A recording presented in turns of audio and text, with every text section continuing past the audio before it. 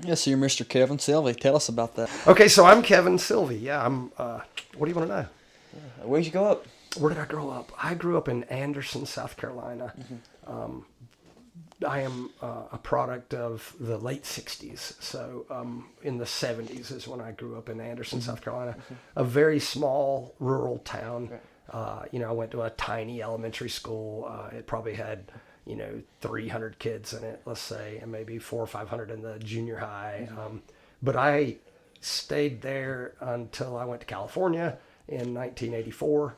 And then back to South Carolina. I've moved a lot. I've been one of those folks that just had to move a bunch, not for bad reasons, but just different circumstances. But there were 5 of us. I grew up with a dad who was in the printing business, the newspaper industry, and he worked hard. He worked a couple of jobs, and therefore he was not around much. They divorced.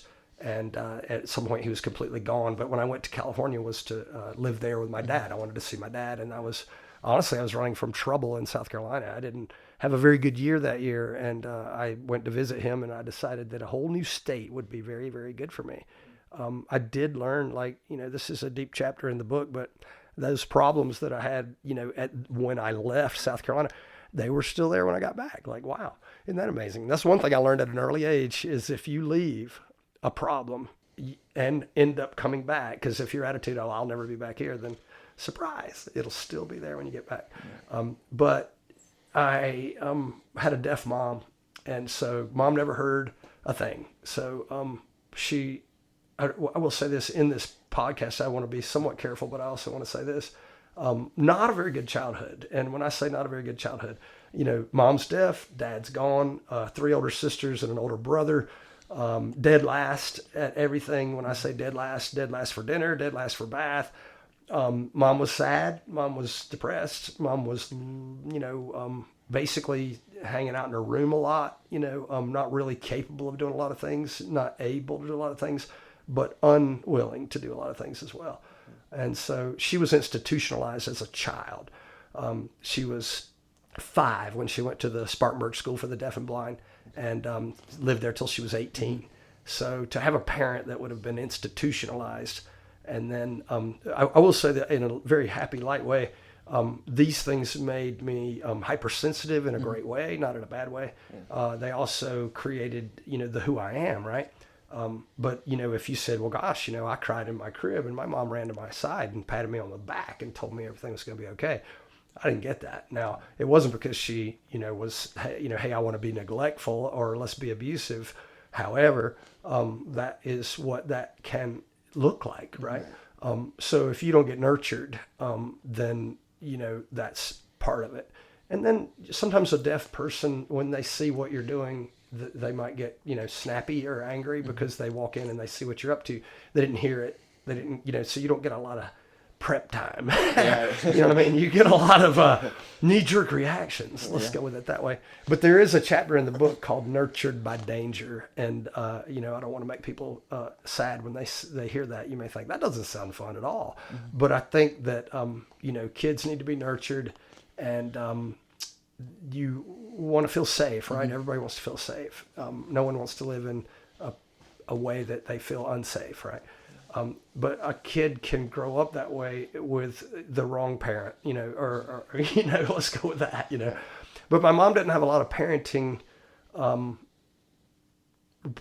examples, Her parents weren't around because she was, like I said, institutionalized.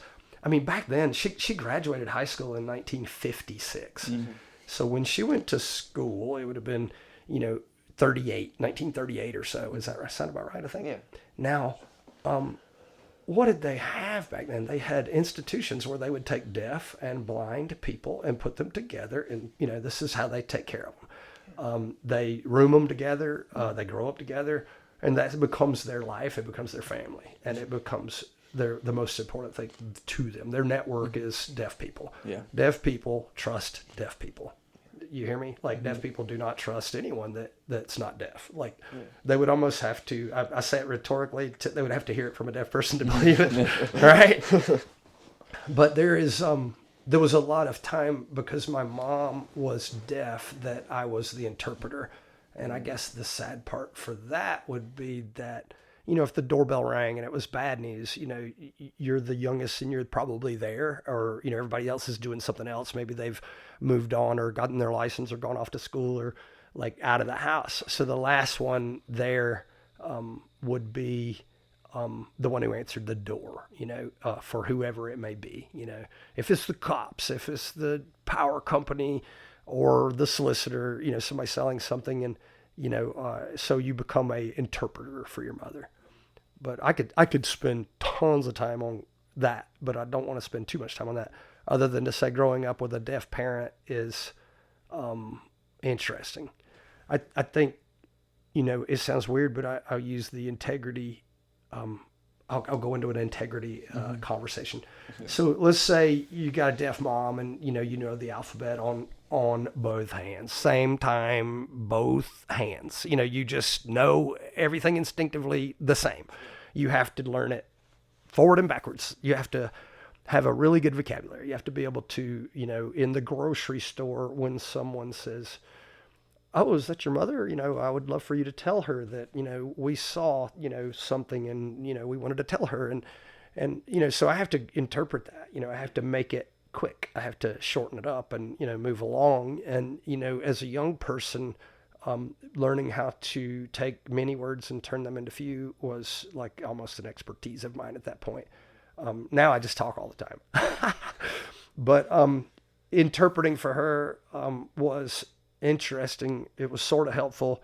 And yet I would say it exposed me to a lot of adult things early that I don't think I really wanted to be involved in, you know, bills, you know, money, you know, whatever that may be.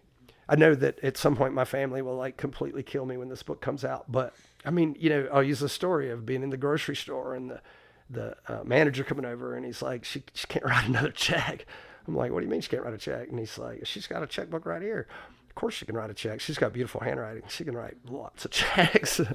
Well, the problem was, you know, he's got one, he's waving his hand. He's like, this check's no good. And this week you can't do that. You can't get groceries this week. And so, you know, as a young person trying to learn about money, you know, I would say that's one of those embedded things, you know, so like that would create an attitude about money for me, you know, so, you know, it might make me frustrated if someone in a relationship wants to spend money we don't have. You know, if they bounced a check, I'd be like, are you joking me? Oh my gosh, you know. So I guess what I'm trying to explain is that, you know, we are products of how we were raised. Some people are raised a lot better than they think. They just think they had a bad childhood, or they just think that they don't have as much, you know, because they're comparing themselves to their neighbors, you know. But I would say growing up with a deaf mom is an amazing challenge. And then, you know, not having anyone come check on you when you get hurt, or when you know, squeal or scream or cry. And so it teaches you to soothe yourself. You know, it teaches you to be somewhat different, and not in necessarily a bad way, but just completely different, you know. So the deaf mom thing is part of one of those stories where I would say, gosh, collectively, if I were to name 10 things about me that make me different, I would say I started to realize at some point, gosh, I can write a book, and everyone can't say, oh, my mom's deaf too. You know, that's not going to happen, right? But there's other things that led me into all that. But nurtured by danger is probably, you know, the best label for the chapter that I could come up with, because I would say most people look at their childhood and look back on it, and they have these fond memories. I can do this with you guys someday, but you can do this with your podcast folks. And I didn't come up with this, I will be clear, but there's a thing called the 2:30 game. And so I would use an example. It's Wednesday, it's May, and it's 2:30, and you are 8 years old. Okay. Now, not today, some other day. I would say, now walk me through the next 4 hours. Just the bell rings, it's 2:30, you got till 6:30, and I want you to tell me about that. Now, some people, I've done this with friends, I've done this with people, especially for the sake of the book. And oh my gosh, it can get really rough. Like some people will just immediately just break down in tears, and they're like, oh gosh, you know, wow, why did you have to ask me that, you know? And then there's some people that'll say, oh, you know, it was milk and cookies, man. You know, I picked up my siblings and we got on the bus, and our mom was in the station wagon, and we went and got, you know, our homework done. And then mom helped we'd help to spread the food out on the table, and Dad would come home and we would play in the floor. And, you can hear people that had, a great childhood when you ask them about the 2:30 game. Now, you can also make it tough by saying it's 2:30 and now you're in the 8th grade and tell us what happens, But I think the 2:30 game, specifically for 10 and under, like people that are, adults, if you ask them about the period of time when they were 10 and under, so you wouldn't ask them when they were 3, they don't remember. But if you can get to their earliest memories, and you'd be surprised, sometimes you'll say, well, gosh, I know why they are the way they are. I know why they feel the way they feel. Maybe that's why people feel safe or unsafe or unwanted or unloved, if you know how they were reared, And so, like how you develop attitudes about your parents and whether they were there or not. My sisters say my dad was never home. And then I say, wow, he worked 2 jobs and even 3 at some time. As far as I know, he's a super hard worker. And he was definitely gone all the time, but he had a deaf wife. So he had a deaf wife and 5 kids. So I don't know about you, but I would expect that would mean that you're the breadwinner and you got to work a lot. I'm amazed that I'm giving up so much of this book stuff because some of it I sort of want people to read and not spoil it. However, if this goes viral, maybe we don't have to write the book. We just, it's like this. If your dad's never around and you have to find how to be cool with the other kids, if you don't have things, if you grow up with less, being accepted is difficult, I'll just dig right into this. Let's go here. I'm an athlete. You guys know that. And when I say that, you're like, yeah, he's an athlete. You don't sit back and say, are you really an athlete? You're an old man. No, I'm really an athlete. And I've been an athlete now for many, many years. And when I say an athlete, I would, amateur athlete. But I would say now we train like pros. I mean, you know that. And we spend an awful lot of time with some outrageous goals. But let's go back. Gosh, I didn't even get picked for kickball. I didn't get picked for the game, But I always wondered. I was like, why? Is it because I'm stocky or husky? Is it because I'm fat? Is it because they don't like me? But then I realized I had to get like super years later, like super old almost, to go, oh my gosh, I know why. Like it just hit me. So you got picked for the team because you're a Boy Scout and your mom probably picks up 2 other guys on the way to the troop meeting. Or she's at the PTA meeting, or she's at Sunday school. And you guys that go to elementary school with these other kids, you happen to go to Sunday school with them as well. Oh, by the way, you live in the neighborhood. Well, I lived in the middle of the country. I didn't have mom at PTA. I didn't have mom at practice. Mom didn't do anything. Mom didn't communicate with other moms. So the other kids, they really didn't know me. They knew I was the weird kid in class that got treated different, I would say. And when I mean treated different, let's give you an example of that. I remember being able to, you remember I was talking about knowing the alphabet inside and out. Yeah. You go to 1st grade and they're going to teach you the alphabet. And you're like, wow, this is going to be boring. Yeah. Like, can I play with Play-Doh? Like, please give me something to do because I know the alphabet. Yeah. Like, I'm already there. I have to know the alphabet to go to the bathroom. Yeah. And I need to have, communication with my mother. So honestly, school was boring. But then what would happen is, you're winning the spelling bee, okay? Vocabulary, you always make an A on the vocabulary test, but you don't feel like doing homework because you don't feel like doing homework. And so you don't do homework. So you get a big fat 0 on your homework and then you make 100 on the test. And then you get pulled into the office and she's like, I'm going to figure out what you're up to. What are you up to? I'm going to catch you. Let me see your hands. Did I write it on my hands? Nope, I didn't. What did you do? I remembered what you said. Yeah. Really? Oh, really? You didn't do any homework and you made an A on the test? Like, I've had that conversation so many times, it's ridiculous.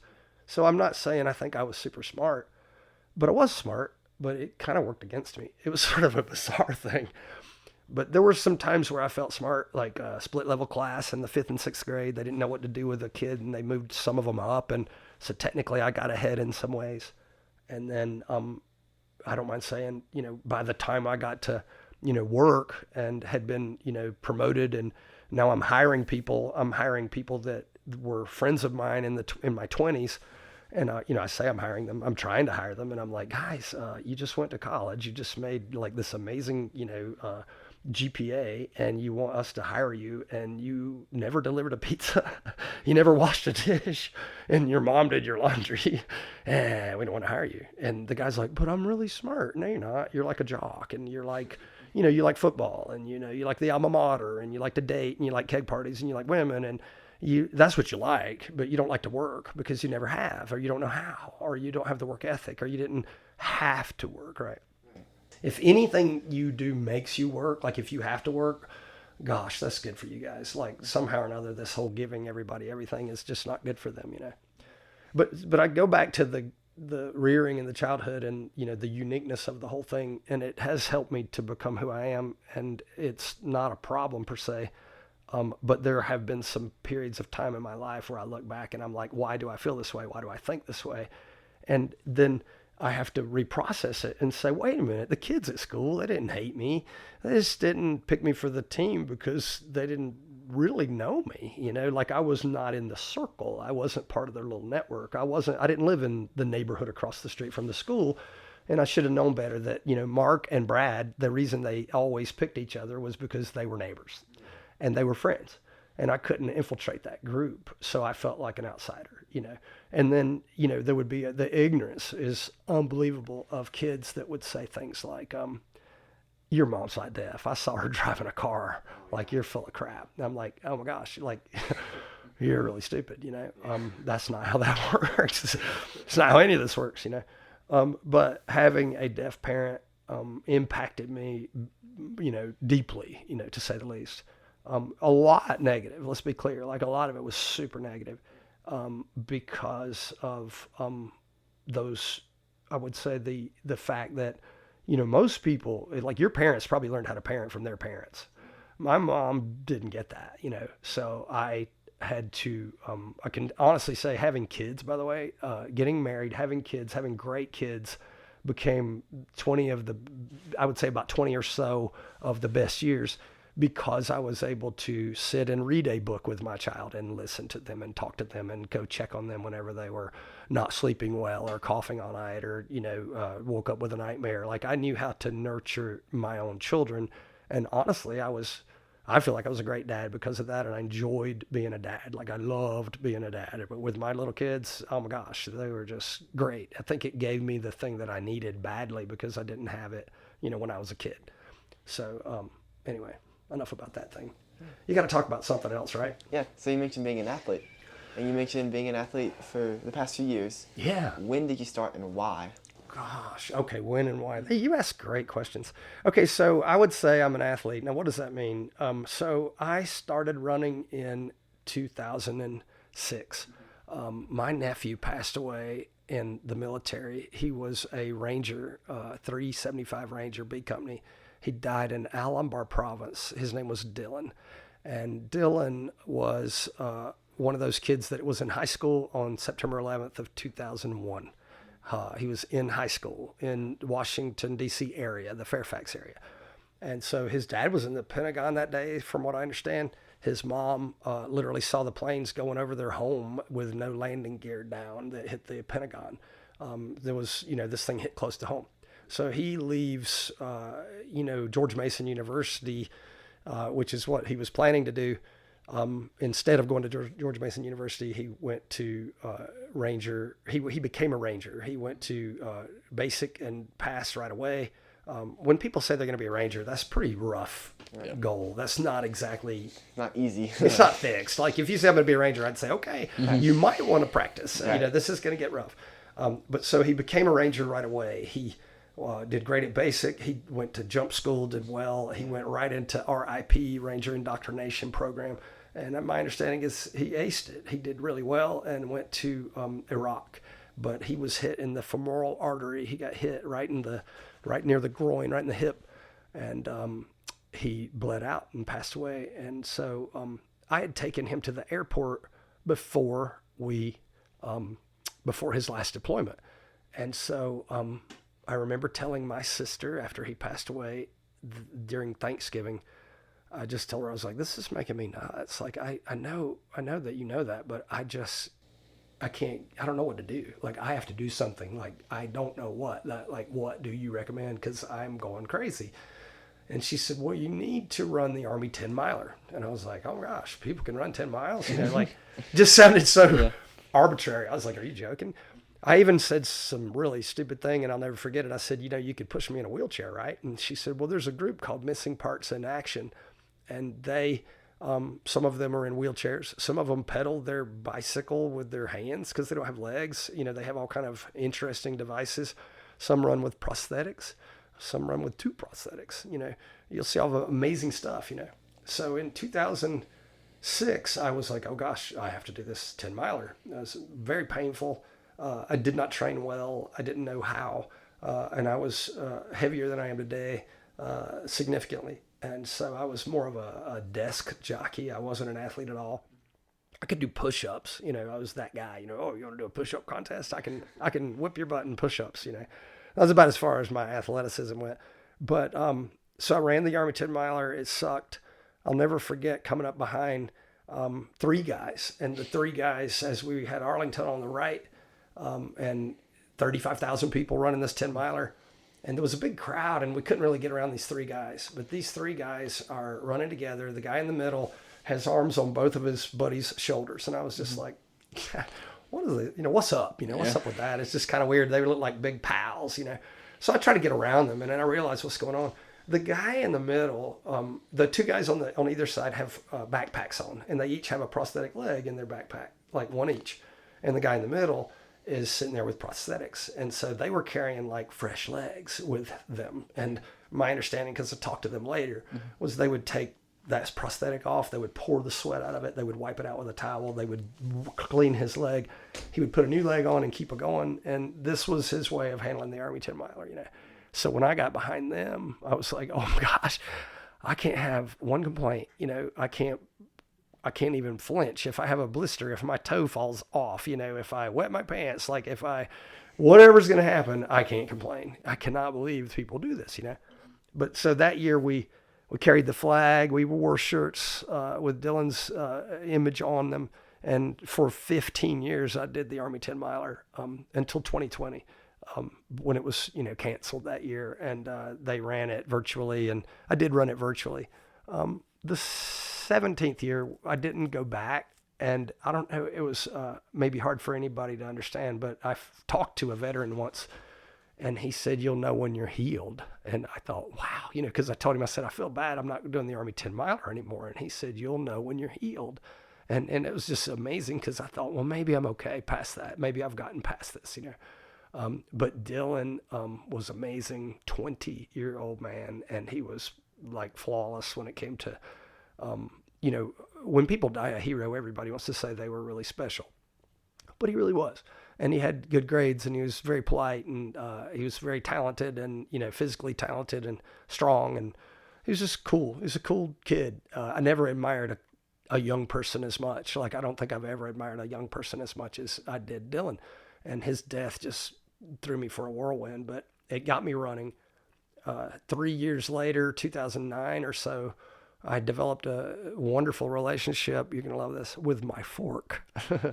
It was very sexy because I found myself by letting my fork like not touch things that I shouldn't let it touch. And then I had a spoon problem also. The spoon was touching way too much ice cream. There was, I used to reward myself. I would run 6 miles, you know, in August, and immediately go get 3 big scoops of Blue Bell Dutch chocolate and put peanuts on it, because peanuts are good for you, and honey is delicious. And so I dressed it up with that. You know, I didn't want to put whipped cream on it because that would be ridiculous. Justify it. Yeah. So what I did learn was I had a lady one day that was doing a presentation, and she had an avocado in one hand and she had a Coca-Cola in the other hand. She was a nutritional expert at Whole Foods at the grocery store, and she had the little microphone on, and she was selling, you know, a cooking kit or something. But she said, I'm a nutritional expert. And I was looking at her like, okay, you know, I'm going to get some ice cream. Like, I'm headed towards the freezer, and I just finished my run. And she said these words. She said, the avocado has 110 calories, and so does the Coca-Cola. The Coca-Cola has grams of sugar in it. Those are the carbs. The fat, the avocado is all fat. It's just fat, and fat makes you skinny. sugar makes you fat. I was like, oh my gosh, that sounds easy to remember.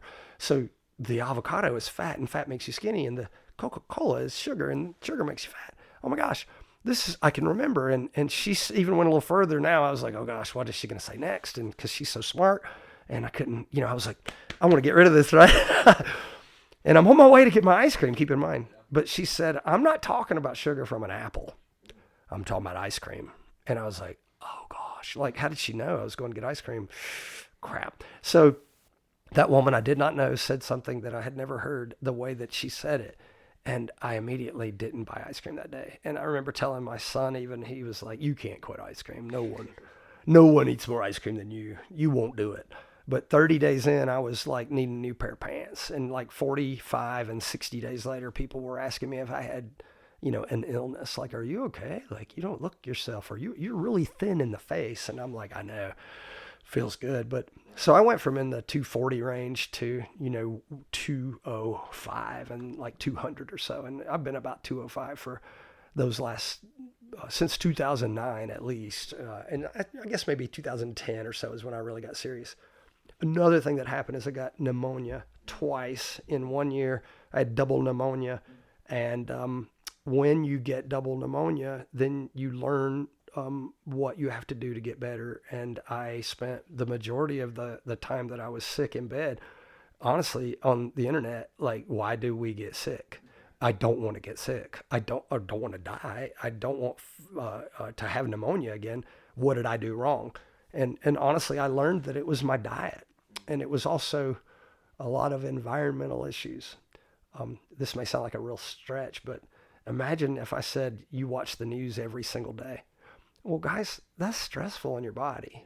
Watching the news, why don't you watch it every week? Or maybe ask your friends, what's up in the news lately? Or maybe turn it off altogether, because it's stressful. Now, you may say, the news is not stressful. I want to be a reporter one day. Okay, that's fine if you want to be a reporter one day. But for the average person to be consumed with death and, car accidents and destruction and, oh my gosh, political, rhetoric, and the heat that comes out of that box is enough to burn your sensory organs. And you are literally, that sounds, pathetic to say it that way, but you are sitting there cooking your brain. I would rather, like, no joke, I would rather catch my son smoking marijuana than watching the news all day. If he said, I'm just going to sit and watch Fox News all day long, I would say, you got to get something better to do. And by the way, I don't care if it's CNN or Fox or whoever. I don't care which channel you enjoy. I learned a long time ago that environment around me, I don't need it. It doesn't help me. It doesn't help me be creative. It doesn't help me be happy. It's not a happy thing. And I will say, when you're young, you're resilient, you may feel like, gosh, he's being a little sensitive to the TV thing. I kind of like watching the news.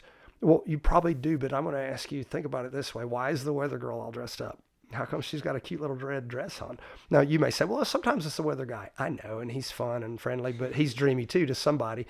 And, why are they all dressed up? How come they have to spend all these hours in front of the airbrush artist? You hear these reporters on TV having to get in there at 4:00 in the morning so they can get their hair done and get their eyes done and get their lips poochier up and make it, to look huge.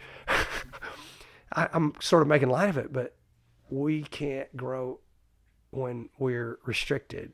And I believe that the restrictions are our environment, I mean, if you're constantly in a cold room, you're probably going to shiver a lot, right? Or get used to the cold. But, all right, so what do you want to talk about? What else? Well, you asked me where I grew up. I went way into that. Oh, yeah, that was and awesome. Parenthood and everything, like my rearing, my upbringing. Well, that's what we were going to ask you next, and you covered it all. It was awesome. Good. We've talked about your early life. We've talked about you being an athlete. Yeah. And we haven't talked about high school yet. That's horrible. Yeah. We can do that if we need to. Oh, well, it's totally up to you. Yeah, that's a good one. And what else? What we haven't talked about is, a lot of our listeners may not know what you do for a living. Okay. You want to talk about that? Or? Sure. Yeah.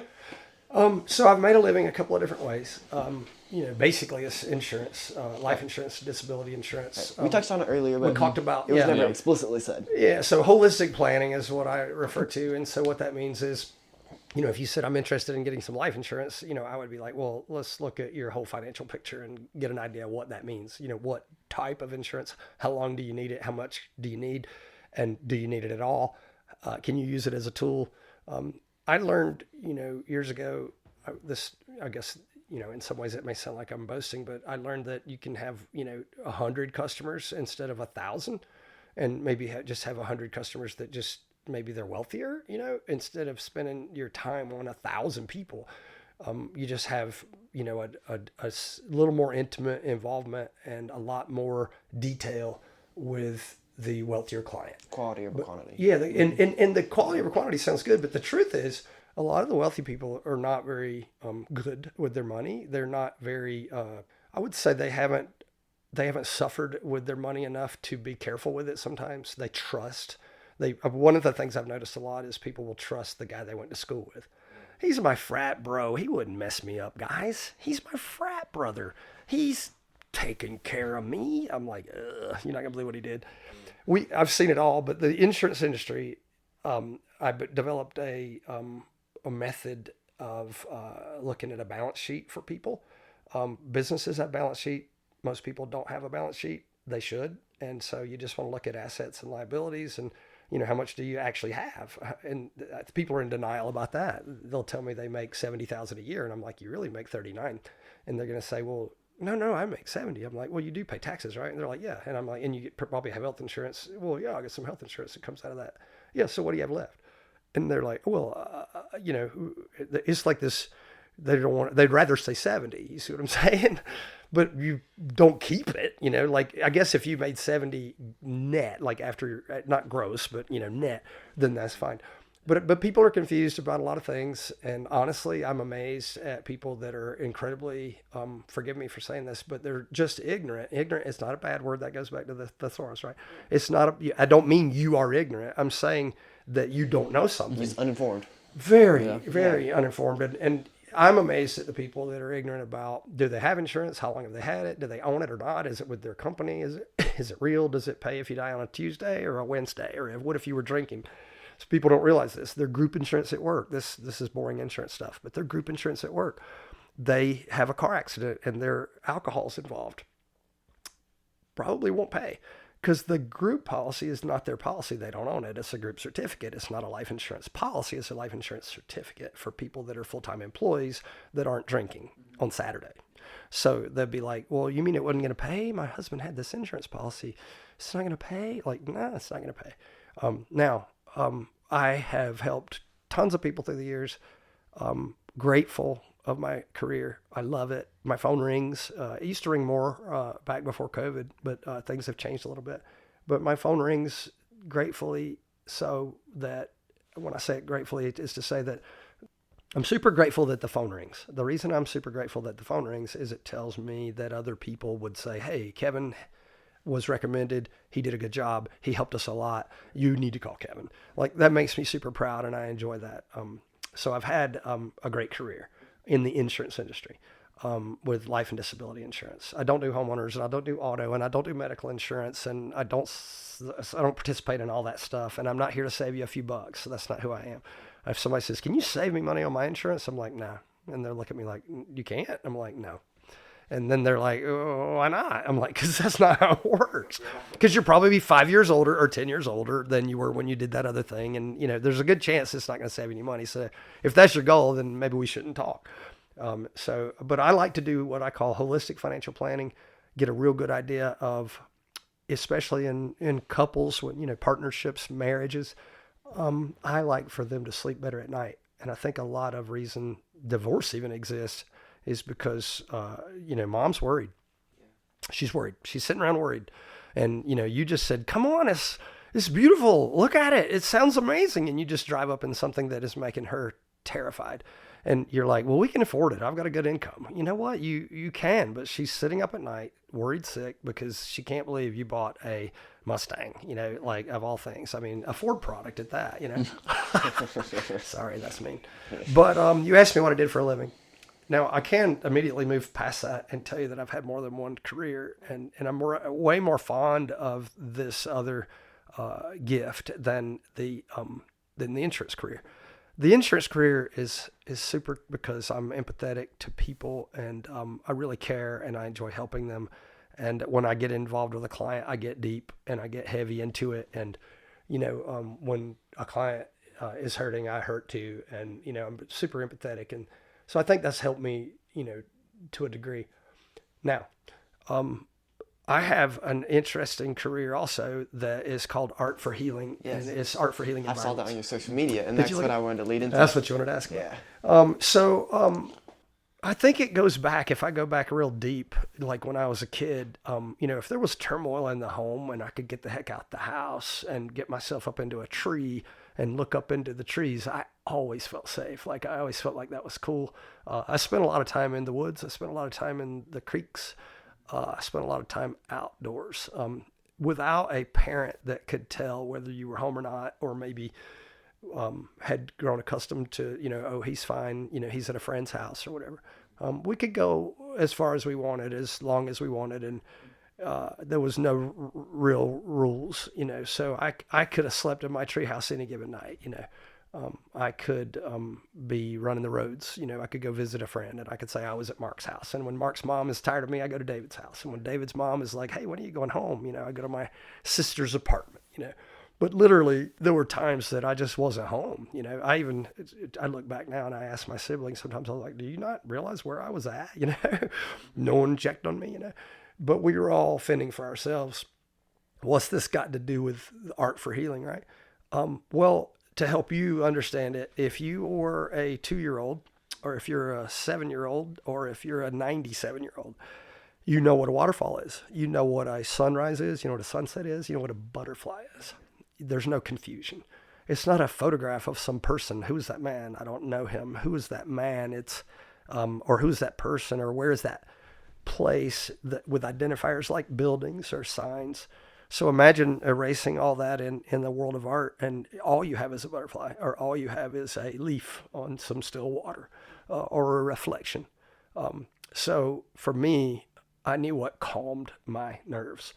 One of the reasons I'm writing the book is because I've learned about the central nervous system. I've learned about the autonomic nervous system. I've learned about parasympathetic and sympathetic, and I've learned about dorsal vagal, and I have enjoyed learning that. It has been really nice, mainly to help myself, let's be clear, and then at some point helping others.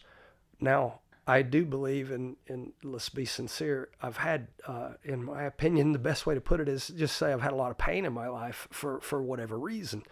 And without throwing anybody into the bus or whatever, but I would say I do believe I know a lot about pain. Now, what did I do about that? Literally for years, nothing. I didn't know what to do with that. That would be something I would put in my, let's don't think about that. Let's just shove that to the side. But at some point in my life, I started to confront the pains and understand, which things were painful, why they were painful, etc. You talked about pain, and I literally believed deep down for many years that there was a solution to pain, and that pain can be emotional. It could be real. It could be the pain from having your surgery, or the pain from sitting in the waiting room waiting on the person to have surgery. If it's your child and they're having surgery, you're in pain.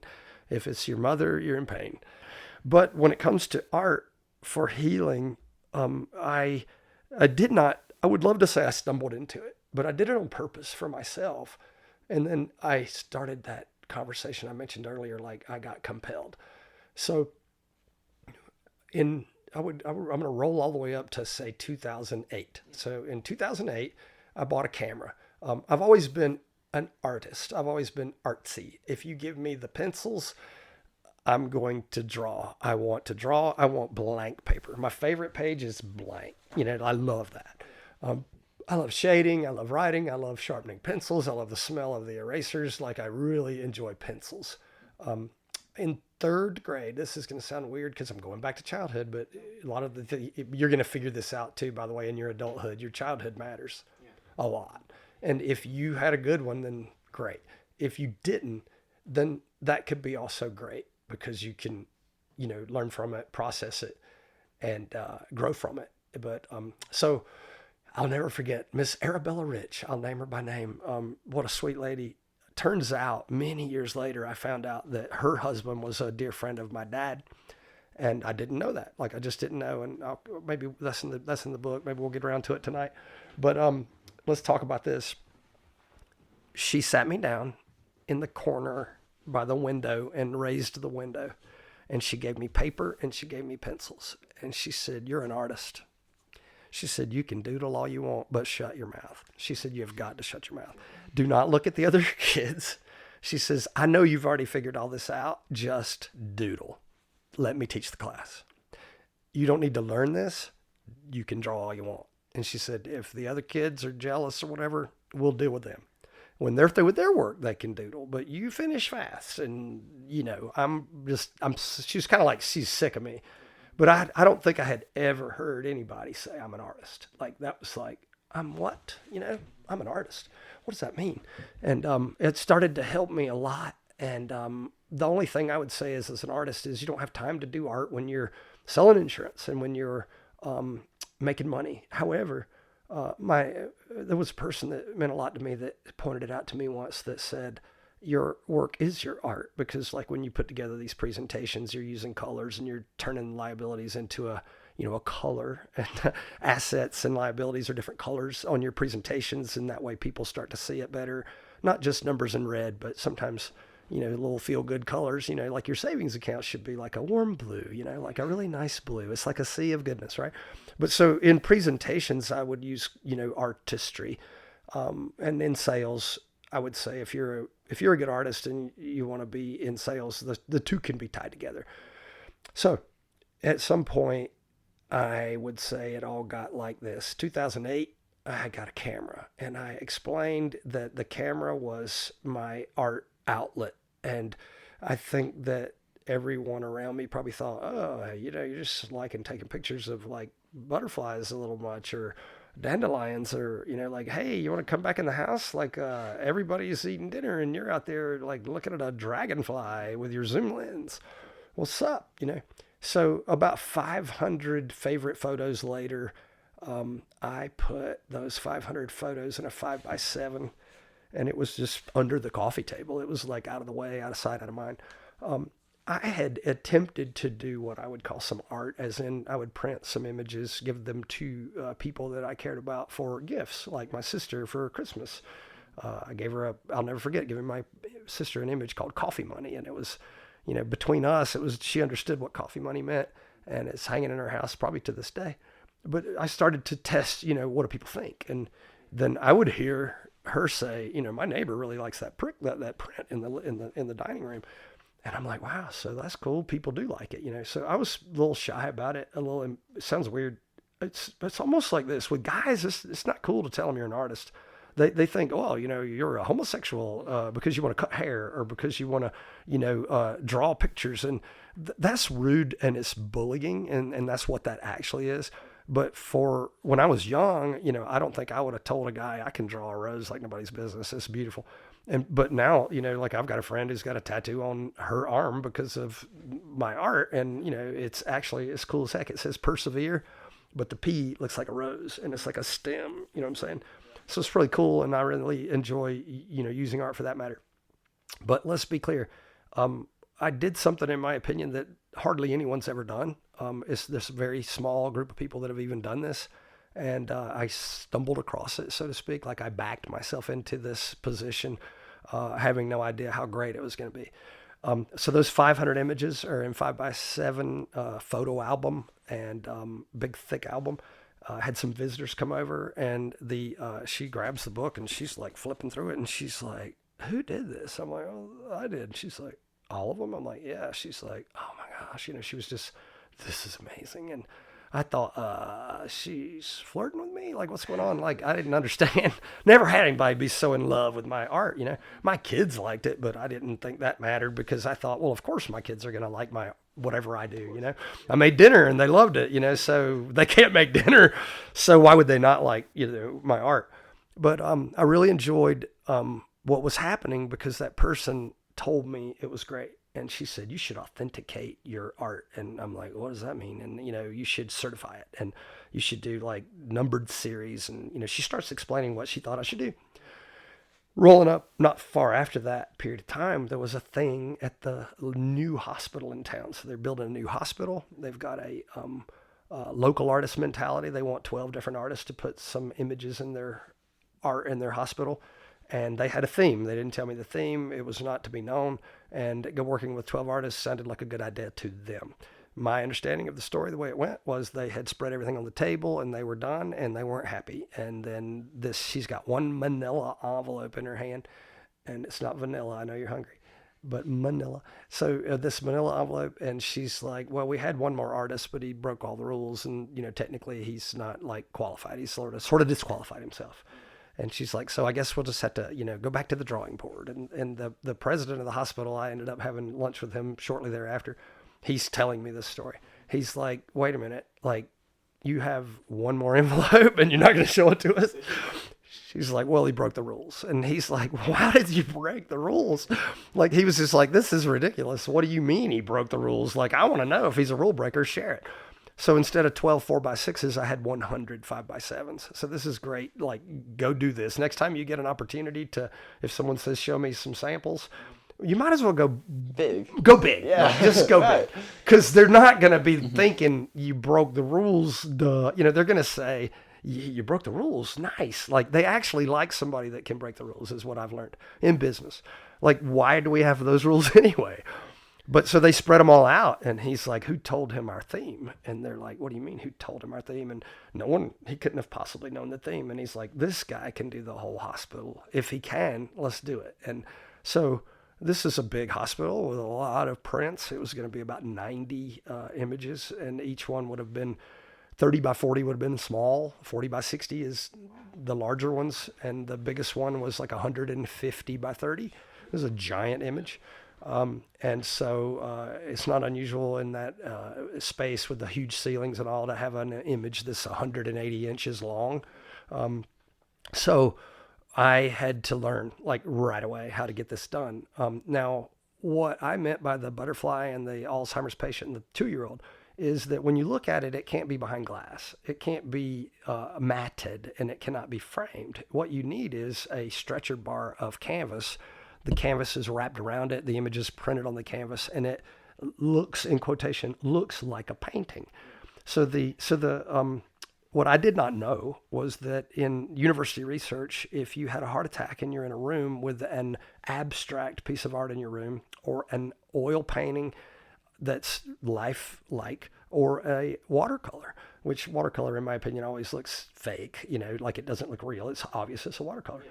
Now, there are impressionists. There's people that can draw things and create things that look real. But the eye knows the difference. If you said, I saw that drawing looked really amazing, because it's a drawing, right? Now, what I've learned since then is people will say, oh, I love your paintings.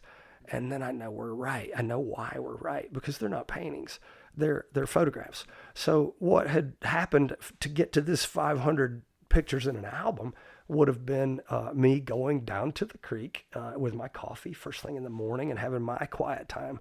And then, here's a leaf floating on the water, and I'm taking pictures, and then here comes a bird, and, an owl lands, and I'm with my camera. So I really wasn't out there to take pictures per se, but to go get my mind in order, get ready for my day, to have my private time, to have my quiet time. Usually, in the way things worked for years, because I had 4 kids, by the way, they're all grown.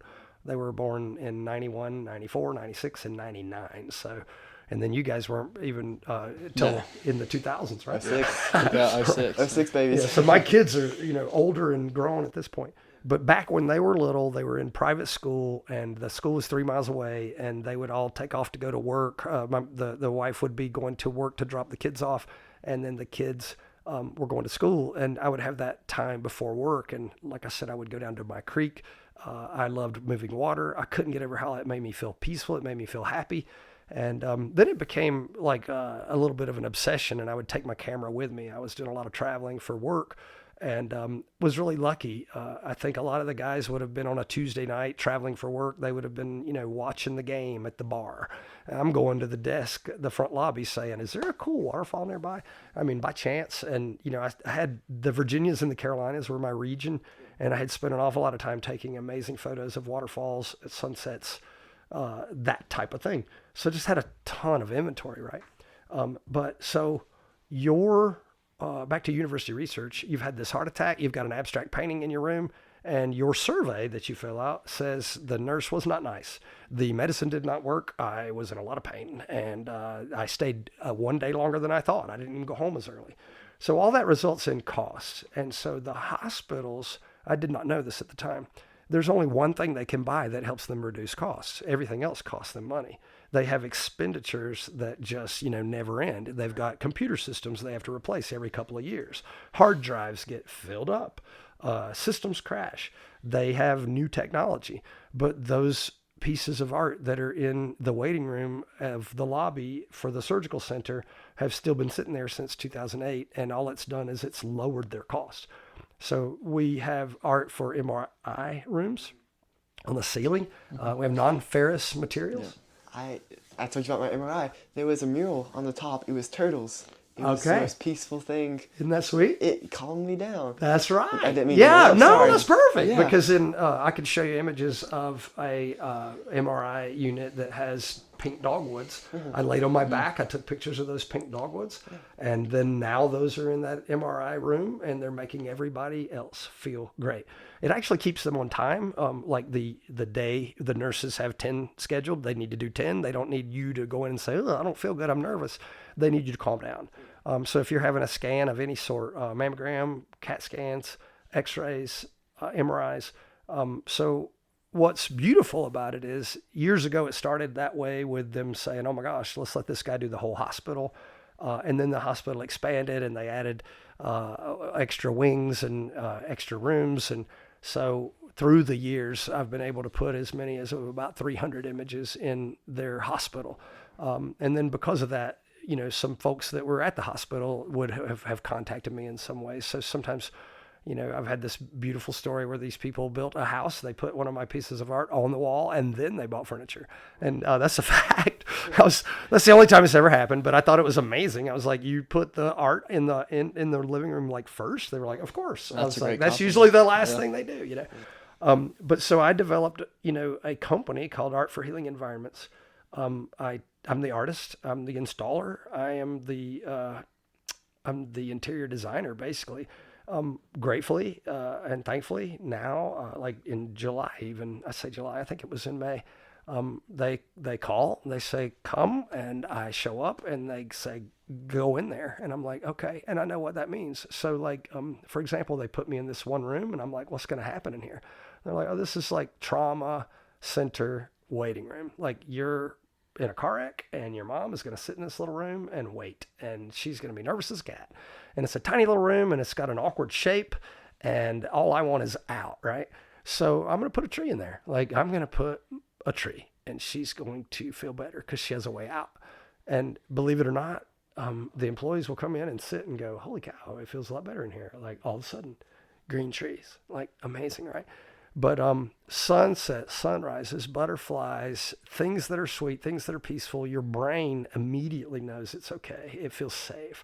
So this sounds sad, I suppose, but I became sort of an expert at not feeling safe. Isn't that terrible? But then I found how to solve that for myself, and I knew what made me feel good. Honestly, those images that I took, they made me feel great. I was really pleased. It made me happy.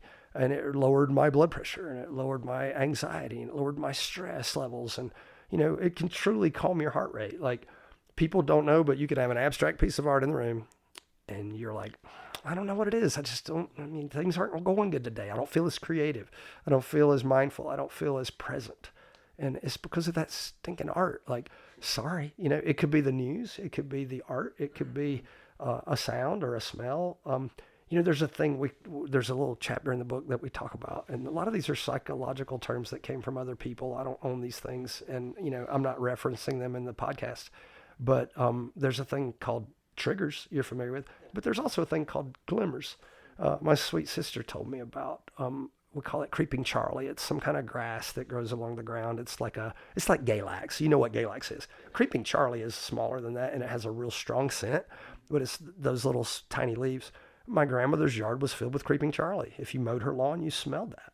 If you smell creeping Charlie today, you're 8 years old again, shoving that heavy steel lawnmower across the backyard. Like, that's that simple. When I see watermelon, I think of my granddad, and my brothers and sisters will say, my brother and sisters, they'll say, you can't even remember him. You know, you were too young. I'm like, I remember him every time I eat watermelon, because I remember him cutting one open with his pocket knife on the picnic table with a newspaper. Like, this wasn't a movie. I remember this. But so when it comes to the art for healing environments, I've digressed greatly, but there's a reason why it works. There's a reason why hospitals invest in it. And I was super grateful. And it has nothing to do with just photography per se. It's really more about your central nervous system and, you know, knowing how that works, understanding how that works.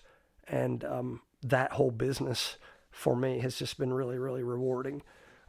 I would say if you're going to be an artist in this country and you do have 300 prints on display in a public location, you're a big shot. Now, I don't feel like a big shot. I don't want to say I'm a big shot, but what I'm saying is the average artist is what we call the starving artist. And don't get me wrong, they produce all different kinds of art. My daughter makes amazing earrings. They are art. She sells them. In my opinion, it's just a tiny little piece of art that she is selling over and over. I have another daughter that's a hairdresser. She's an artist. You know, she works with people's hair, makes them beautiful. I got another daughter that's a florist. Oh my gosh, you know, there's more art. I do believe that some of this has, you know, moved into the next generation. But for me, to have developed a business where I'm the photographer, I'm the installer, I decide what goes on the wall. I know what's going in which room per se. Like if this is a bad news room, I'll use an example. A lily is perfect. If it's a mammogram room, it's a pink dahlia because pink, you know, and then, you know, I could just make a list of all the different things, but I know how to help people feel better. I know what makes me feel better, and I know what helps me feel safe. And, you know, truthfully, you know, you can be big and strong and powerful and feel very unsafe. Y'all know that, right? Like, don't ever get confused. Like, when I get older, I won't have fears. Oh, forget that. When you get older, you're going to still have fears. There's no doubt about that. They may even be deeper and darker. And even if you're not able to do something about them, that could be kind of bad for you, you know. You take night sky photos? I've done some stuff like that. The only thing is, like, it just is not a big hit in the hospital scene. You know what I mean? I do like that. But dark scenes don't do real well in a hospital environment. Yes, they're beautiful. If I had some aurora, you know, like that stuff, that would be cool. I find that more comforting than. Honestly, if I could get some of that, that would be nice. And I know that there was some of that in Virginia recently, and I missed it. But no, usually it's got to be pretty bright, and it's got to be colorful. Our chemistry teacher is big into astrophotography. Oh yeah, he has some beautiful prints there. He sells. You know how Galax had that big vendor fair a few weeks ago? It was in the rec department. He was selling some of his stuff there. Cool. He's given me some prints before. When I went to Yellowstone this year, and he gave me some prints for free. Wow. So it was cool. And they're really good, too. Yeah. So. Nice. And he's just amateur photography, so he doesn't really... And of course, you know, we say this nowadays, everyone has a camera. You know, the iPhone has 3 great lenses on the very back of it, you know, like literally. I mean, so things have changed when it comes to like cameras and such, but not much has changed for me. My business has still... you know, and it's an every now and then thing. You know, I do have my day job. The insurance is the day job. Art for Healing Environments is the passion. You know, like if you said, what are you most proud of? You know, like I can't say, well, I sold some life insurance and, you know, I was really proud of that, even though I am, but it would be personal and private and none of everyone's business, right? But this is public and I can tell everybody about it. I was thinking about what you were saying with the nature scenes, and I was trying to relate that back to running. And you'll run a race in the woods, right? Oh, yeah. And then sometimes you run a race in the city. Yeah. I always feel awful in the city. Yeah, I hate the sidewalk. In the woods, like running at Paul's on Froggy Mountain, I just feel at peace, right? It's so great. Hearing the frogs, seeing the lake, smelling it all. Mm-hmm. But if I run in town, like Hillsville, totally different. It's totally different. I mean, you know, you are receiving when you're out there. There's a frequency in those woods, not just Froggy Mountain, but in the woods. Trees put off a frequency. Water puts off a frequency. There's a lot going on. You were talking about electrically. We are like little batteries.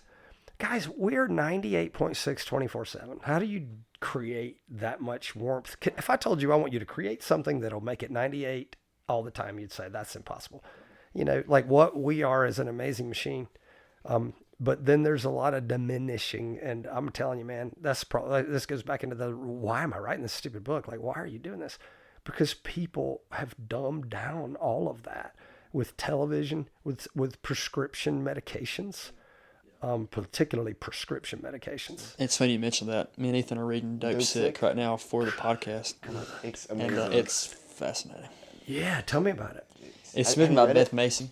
I feel like I saw the documentary. Yeah, called so Dope there Sick, was a docuseries. and it's tied to the book. Is this true? I believe so, yeah. Okay. I actually found I didn't out- actually read the book, but I do remember Dope Sick, and I do remember hearing about it many, many times on podcasts. I'm a podcast junkie, so I absorb a lot of information. And what's interesting about Dope Sick, it's based off of the local area. Yeah. So Roanoke County, Wise County. It It mentions just ended Carroll Carroll County, County. too. So Law it's force. Oh, wow, it's here. yeah. So Yes. we're really Beth Macy was a reporter for the Roanoke Times, Right. and she wrote the book because that was her. She was on the opioid epidemic beat, really. I thought it was like Appalachia, but I didn't know it was Well, yeah. here. Really, I didn't know it was this Appalachia. Really hits Lee County and Abington, Yeah. like that area. But it mentions there's a doctor who moved to Laurel Fork inside Carroll County, Yeah. and he opened up a practice and he saw the rampant opioid abuse, and it really disturbed him, and he received death threats when he wouldn't prescribe opioids to patients because patients were dope sick, right? They were sick because they weren't receiving this medication. Yeah, And- taking it's fine. Stopping it's impossible. See, that was the challenging part. And he would receive death threats, and he just couldn't take it anymore. So he moved, and he made it his mission to try to prevent these huge pharmaceutical companies from selling and spreading this drug how maliciously, in his opinion, they were doing. And I think it's pretty malicious, too. the book really centers around Purdue Pharma and Yeah. OxyContin, Yeah. and how they really pushed Oxy. I mean, they were creating like DVDs and CDs and calendars and stuff off this medication, and they weren't being honest. Right. And these hospitals were really pushing doctors to prescribe these pills because there was a certain customer satisfaction like portal Right. where the patients would rate the hospitals, and a lot of funding got sent to different hospitals based on those ratings that they got. So if they were in pain, They would rate the hospital poorly. pain's not always a bad thing. Right. I mean, pain is bad. Of course, pain can be bad, but pain wasn't harmful to them at that moment. They were healing is what they were doing. The point was- you can't fix all the pain. The point was pain will go away, but opioid addictions often don't. No. Right. And So people were prescribing opioids to solve an issue that would only last for 2 weeks, and then it would create an issue for the rest of their life. And it's kind of hard to see that sometimes. and, right? and medically they didn't need that prescription. Right. Right. It was just for their own satisfaction. And you mentioned Appalachia. I mean, we're in Appalachia now also, but really the opioid epidemic is here. Right. Yeah. The epicenter is Southwest Virginia. Yeah. And up into southern West Virginia. So it's a powerful book to read. It's really well written. It's awesome. And when you can connect to the local area too, when it's written in your Yeah. home, it adds an extra layer of, because she's writing almost from not an outsider's point of view, but it's a really legitimate, Right. thought out, well written. It's empirical. Nonfiction, very Yeah. empirical. Nonfiction piece. So it's like it's a New York Times bestselling. Yeah. So you read all this nonfiction. Me and Ethan are both big readers. And to read something that's so connected to your home, it's just kind of shocking. It's sort of sad, isn't it? Yeah. In this beautiful place. Yeah, and like, I want to interject here right quick because you were talking about opioids. So imagine morphine and the Civil War. Right. And there was a doctor. that's brought up in the book. I know. Yeah. I know, it's funny because that's the thing I remember about it. So this is I don't know if this is the same piece, but there was a doctor who had recorded this methodically. And so, for example, the conversation would be, this guy's got his leg blown off. This guy's got his leg blown off. Goes in the room and he's like, hey, you're going to be all right, buddy. You're going to be okay. I'm about to give you this shot. Yeah. You're going to feel better immediately. Yeah. Just hang tight, buddy. And he would give him a shot and he would look at him. He would say, you feeling better, right? Yeah. Good. You just go to sleep. You're going to be all right. Go to the next room. Do the same thing. One guy got it. One guy didn't because they didn't have enough. They didn't have enough morphine. So they had to fake it. And he said when he faked it, everybody believed him. They all believed him. Give him a shot, prick the skin. There was no morphine in that vial. He did not give them morphine at all. But he wrote down repeatedly the effect was that the person was convinced and they were pain-free. So that sort of tells you that your brain can convince you that you're out of pain if you let it, right? And so, wow, that's a life lesson right there, isn't it? I mean, for a guy who's running an ultra marathon and he does twist his ankle and he's in real pain, do you know he can talk himself out of it, right? Isn't that wild? Like, we're amazing animals. You ever see a deer get shot and keep it going? Yeah. I mean, I don't know what's up there with their pain receptors or not. Maybe they just immediately run. But you would think, wouldn't they lay down and go, ah, you know, oh my gosh. If we got shot through both lungs, we wouldn't do that. Yeah. If you got shot, you wouldn't go 2 more feet. You would drop and cry and scream, and you know how that would go. And you mentioned the Civil War. What was really interesting about that is you think of opioid addiction, like the late 90s, early 2000s today. Yeah. You think Purdue, Oxycontin, all these different medications. Really, after the Civil War, there was a disproportionate amount of soldiers that were addicted to it. Yeah. So they said you had 300,000 addicts after the Civil War, and that was disproportionately Southern too. Yeah. Because, you know, you had these people, they're coming back to their homes, and you go up north, it was industrial, and their homes were mostly all right. You come to the south, you know, Sherman burnt, you know, from all the way down from Pennsylvania to Atlanta. He burnt down a lot of those towns. So they're coming back, their farms were absolutely destroyed. They have these gruesome injuries, and they have a family to take care of. So they really just abused that just to keep on going. And he said that's just kept on throughout. It wasn't long. Eventually, the government made it illegal to drink alcohol. Right. And Yeah. do you think that helped? It did not. No. Well, we got NASCAR out of it. So. Oh, we did get NASCAR and moonshine. Yeah. You know. But I think that talks a lot about the American spirit too. Mm-hmm. You know, it shot off during the Prohibition years. Yeah. You know, tell me I can't do it, and they did it. Yeah. But you know, the opioid thing is absolutely fascinating. You know, heroin between I think it was 1896 and like 1908, it was completely legal. I mean, up here at Knuckles Drug, they probably sold it on the counter in little vials, heroin. God. And they said, safe. And people are worried about people selling pot today in Virginia. And it's like, wait a minute, guys. They're not actually selling it. They're giving it to you for a consultation. I understand that. But the truth is, wow, you know, this is a state that used to let you buy morphine off the counter. Like, wow. Yeah. I didn't know that. On the bottle, it said safest for the smallest baby. Yeah. Heroin. Yeah. Wow. I mean, it was like, Give it to they kids. give it to kids to stop their coughing. So it's mind-blowing looking back. Imagine, like, nowadays heroin is associated with, like, one of the hardest drugs. Like, people who are in some really low places do it. But just a few years ago, they gave it to 2-month-olds. Right? Oh, it's crazy. It's crazy. It's crazy. Well, I guess you know this. A, do not take pills, period. No. Ever. Never take a pill. The problem is you don't know what's in it.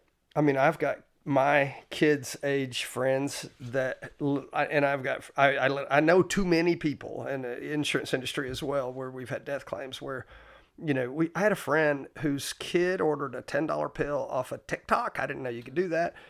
They dropped it in the mailbox, and it was supposed to be like a group of kids were going to all do this pill and get, you know, high and, you know, like do a group chat or something like, but dude, it was fentanyl. Like he bought, this is a good kid who bought one pill for $10, and I know his dad well enough to say, he was like, dude, he's never done anything like that. Like, this was one and done. Like, it was just over craziness, you know? But, yeah, it's dangerous now. I worry about young people trying to figure out how to get a better pill, a bigger pill, a stronger pill, more powerful. Because the end game is so terrible, you know, like, you cannot trust it. You also should learn how to deal with pain on your own. There's a lot of stuff that's overabused in America, not just pain pills, but like even antibiotics. Like, people say, oh, I need an antibiotic, I'm going to run to the doctor. I have a little snot in my nose. You know, here's what I think is funny. People can tell you every episode of, you know, some favorite program and their favorite movie star and who won the award, and they'll, you know, watch reruns of this TV program, and they won't read one book about why you should not take an antibiotic, you know, or read any paragraph about why you should never do certain things. People are ignorant about their own health. They do not take their own health into their own hands. You mentioned fentanyl. In the book, they actually mention it's a drug that's 100 times stronger than fentanyl. Yeah. And I forget, it starts with a C. And I was like, oh, that's scary, really, because it's constantly pushed how strong fentanyl is, and it is. Yeah. I wonder if it's called Cantnil. Something? It's something, but I don't know. if somebody got their hands on that, I don't know. It's just laced into everything, and it's deadly, right? I know people who've died from it, right? Mm-hmm. It just, even like it being in a vape, right? vaping is awful for you, but if you put fentanyl in it, it kills you. Well, we saw a kid pick up a vape off the sidewalk, didn't even know what it was, and hit it. I was like, oh my God. He's trying to figure out what it was. That is Yeah, the I said- craziest way to figure that out. That's- Put it in your And body, somebody could have right? left it there on purpose. Yeah. Right. And it could kill them. Yeah. It's I just said, mind-blowing to me. It's sort of weird, but there is a great disregard for life, guys. Do you know what's weird? All of these fentanyl stories, no one's going to jail. Right. I mean, do you hear of anybody? You say you know of a kid that died, right? Fortunately, it wasn't a kid. Oh, I know someone who died, yeah. okay. And But did you know of anybody that went to jail shortly thereafter? No, I don't. Of course not. Isn't that wild? That just makes no sense. Yeah. You know, so people are getting away with it. That And sucks. you talk about life, too. This is a heavy subject, and I'm glad y'all brought it up, but it's part of the book. Like, it's all tied into men's mental health. Right. You know, why does somebody feel the need to do that to begin with? How sad are they? How depressed are they? How unhappy are they? Right. Or is this their crazy idea of partying and having fun? And I'm so confused about that. Yeah, and that was brought up in the book too. Not to make this all about dope sick, but Sure, no, if we can. they had pill popping parties, right? Yeah. I think it was called farming, like pharmacy, Yeah. farming, PHARMING, where they would just put a bunch of pills into a bowl, swirl it around, and they just take them over and over. That's like roulette, man. That's like Russian it's roulette. awful. And some of these pills, when mixed together, are lethal. Like as soon as those Right. chemicals interact, Correct. Yeah. instant death. Yeah. It just doesn't. Y'all are so fortunate to even have the knowledge that you have and that you can talk about it, and you're going to be ahead. You got to get ready. This sounds so bad, but dude, as you grow up, you're gonna be on the phone one day. You're gonna say, "You're never gonna believe who died," Right. Yeah. and you're gonna say, "Really? He was such a good kid. You know, he Right. had a good family. Like he had a nice, car. Like you're gonna be automatically thinking about all the good, thinking this makes no sense. Why was he unhappy? Why was he miserable? People have a lot of demons, and most of the time you can look at people on the street and you not know it. Yeah. Like Robin Williams, he was the guy, comedy guy, and He has everything most people would ever want: money, fame, success. happy to everybody, but you don't really see when people shut the door at night. You don't really see what happens. Yeah. It's kind of scary, but another time it's very interesting. Yeah. It is very That's another interesting. reason why I try to do this book, for the sake of if somebody is in a mental health crisis, they need to know what to do themselves. Yeah. Not necessarily just some 800 number or a hotline. I mean, I don't think people call those hotlines. I mean, I don't think they do. Now, don't get me wrong. You may say, "Oh, of course we have some research and data to prove that people do call the hotline." That's great. That's cool. I mean, I think that's good news. But I'm saying I think a lot of people would be like, "I'm so embarrassed. I'm so ashamed. I just don't have any answers. I know how this is going to end. I don't want to deal with this." So people can put themselves in a real spiral. And but it's, if you look at who it is, I'm back to this suicide situation. The who it is it's not teenagers, believe it or not. But it could be a teenage boy, not a teenage girl. Like almost no teenage girls commit suicide. It's almost like the most farthest thing. And as you know, you're going to have somebody say, "Well, I had a friend." I know you probably know somebody. I'm saying statistically, it's not your sister. It's not your female friends. It's your guy friends. And then the older they get, the numbers go up. The closer to 40 they get, they really peak out. If they're widowed, that's almost more magnificent of a depressing kind of thing. And then, believe it or not, you're going to say, "This sounds crazy," and it sounds like you're almost making a joke. And if they're married, like, so you're saying, "Well, come on." And if they're divorced, so you're like, "Oh, they hit all those." Yeah, they actually do hit all those categories. However, the numbers are dispersed. It's to where you could kind of look at it like, what did they all have in common? Is widowed at a younger age? I'm sure that makes it Widowed much worse. is hard on men. That's really like almost a trigger for them. Like, I mean, there's a yeah. good. Yeah. I want to be with her. I don't want to live anymore. Like I can't believe the love of my life is gone. It'd be challenging. Have you watched A Man Called Otto? It's on Netflix. I have not. It's based on a book called A but I Man just Called don't Ove. watch a lot of television, and I feel terrible saying that sometimes. But at the same time, I'm really proud of it. Yeah. So tell me Yeah. about A Man Called Otto. I've heard people say that, but I don't know what it's about. I thought the movie was all right, but the message was pretty good. And it has Tom Hanks in it. It's about an older man who lost his wife, and he tries to kill himself like a bunch. But it just doesn't. Just can't do it. He just can't do it. No matter how hard he tries. And he tried to hang himself from the ceiling fan. That broke There's a down and- Chris Cornell song. I'm going to interject and say that he says, "Nothing seems to kill me, no matter how hard I try." That's just one of his songs. But keep going. Yeah, but he meets different people and stuff, and that's basically the movie. But like you said, it was just extremely I mean, like you didn't want to live anymore. So Now, did they do this well? Is it a comedy? Is it, or did they try to make light of it, or did they? it's kind of weird. It had comedic tones to it, which I thought for the subject matter I could have You could have done without the done comedic without, tones. because it was kind of, it seemed a little bit. Have you watched the movie? No, I haven't. It seemed a little bit out of place. Yeah. They seem to make light of a lot of things. I just tend to believe, you know. Yeah. But one of my favorite movies, and sounds silly. I'm not a big Disney fan or a Pixar guy, but Up. I love Up. Oh my gosh. The movie Up was cool, yeah. It's I actually know what that is. It's sad. It resonates emotionally, and it is deeper. Yeah, than the a old lot of- man, his wife had died. Right. Yeah, And he and his dog just wanted to get the heck out of there, right? Yeah. He wanted to go up and be with his wife, right? yeah. So it's One way or another. it's a kids movie, but it can be. Dude, I cried Looked during the whole into- movie. I don't mind telling you. I mean, I sat there with my kids watching that movie and boohooed like a baby. The first few minutes is incredibly sad. You see them happy and they live their whole life together, and then it's over with. Yeah.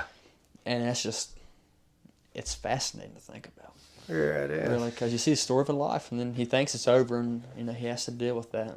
Yeah. It's really, I don't know. And you see, I like people laugh. It's like, oh, well, just watch it and try to watch it through an adult lens too, not just the dog that talks or the ostrich. Oh, believe me, they know how to get the guy that buys the ticket to come to the movie. You know what I mean? Yeah. Not just dropping the kids off. Yeah. No. I do believe that that is an adult message with a child's theme, so to Right. speak. Like it's sort of a, I don't know how they pulled that off. You know? Yeah.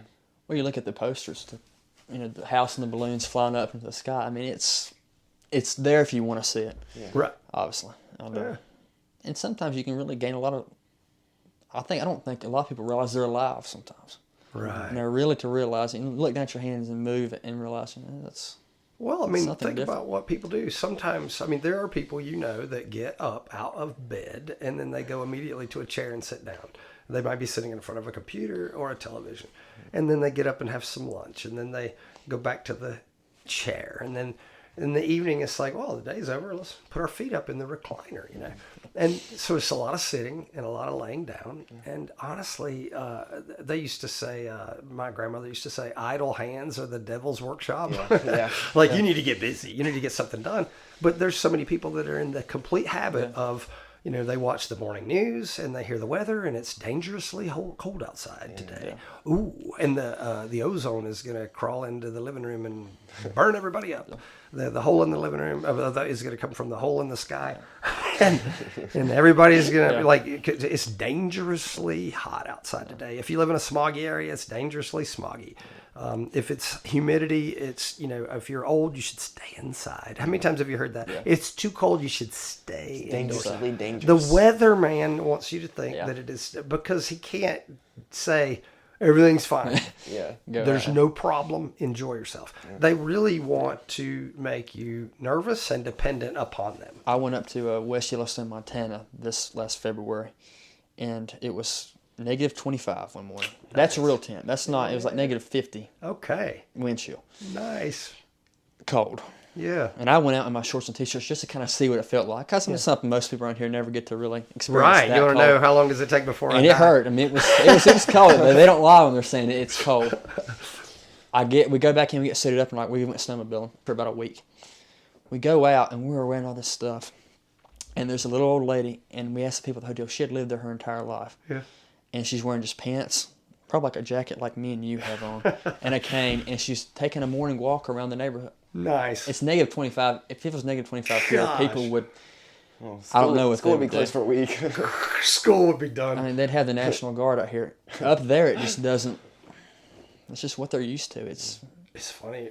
When I was, this is a great segue if you don't mind. When I was training for the Georgia Death Race this year, which is a 70-ish, 72-ish, 74, depending on who you ask. I think it's a little bit dependent upon if you took a lot of wrong turns. But it's a big race. It's like the most difficult thing you could think of. But it took me a couple of years to prepare and be capable of doing it. But this year in 2023, I was able to sing the national anthem before the race. Wow. And I was able to run the race successfully and complete the race. So I did the Georgia Death Race, which is unbelievable in my opinion at my age. And also, that's why I say I'm an athlete. People say, you're an athlete. Well, really, what have you done? I've done the Georgia Death Race. Like a lot of times that'll get them to, okay, I got it now. Yeah. But the reason I mention that is a few days before the race, I was staying in the National Forest, sleeping in my rooftop tent, and it's like 15 degrees outside. Yeah. And it's not that I did this on a regular, because it's never 15 degrees outside, but that week I really had developed this unusual thing in my brain, and it's unusual for, most folks, but for me, I was like, I'm gonna do this thing. So here's what it is. I would get up, I would make my coffee, and then I would take my shirt off and take my socks off. Yeah. Now, I would leave my pants on, but shirt and socks off and no gloves. And I would give myself that warm cup of coffee, But I would sit and I would enter this, okay, you're going to go to start shivering, and then you're going to make yourself stop. Yeah. Because once you make yourself stop shivering, now you got it. Now you're like, and I'll tell you what I was thinking. I was like, there's probably some guy in Alaska who's laughing at me right now. Like, oh my gosh, it's 15 degrees and you're over there trying to stop shivering. I mean, come on. It's just mind control. It's body control. It's thought. Have you heard of Wim Hof? Oh, yes. Okay. So do you take cold showers? I do. I don't really like them, to be honest. I like That's a hot the point, shower. right? Yeah. I like a hot shower. Yeah. Now, cold plunges, to me, I think as long as you get that on your face, that's enough. Like, I sort of don't want to just reduce all that. But if you said cold water splash on your face is almost as amazing as immersing yourself, I mean, I think so. Yeah. I do think some people with heart problems could be, putting themselves in jeopardy if they cold plunge. Mm-hmm. I've heard some people say that it's not necessarily good for you. Now, I've done it. I've done like get in the ocean and sit there for 3 minutes and, try to be real still. I've done the cold plunge stuff enough. But I tend to believe that there's this control that you should develop. Like, if you can prevent yourself from shivering when it's 15 degrees and you're no socks and no shirt, then you're tapping into this body's ability to do more than you think. And we've just have become really comfortable, guys. We're all a bunch of wimps. Everybody is, gosh, what am I going to do if we don't have heat tonight? If people went one night without heat, they're panic stricken. They're going to a hotel or going to their in-laws. We should, if you really know, there's people that go to sleep at night and they open their window because they know that it'll prevent them from being sick. Because they know that a colder room will have less, creepy crawlies, and it's just that simple. Bacteria thrives in a warmer environment.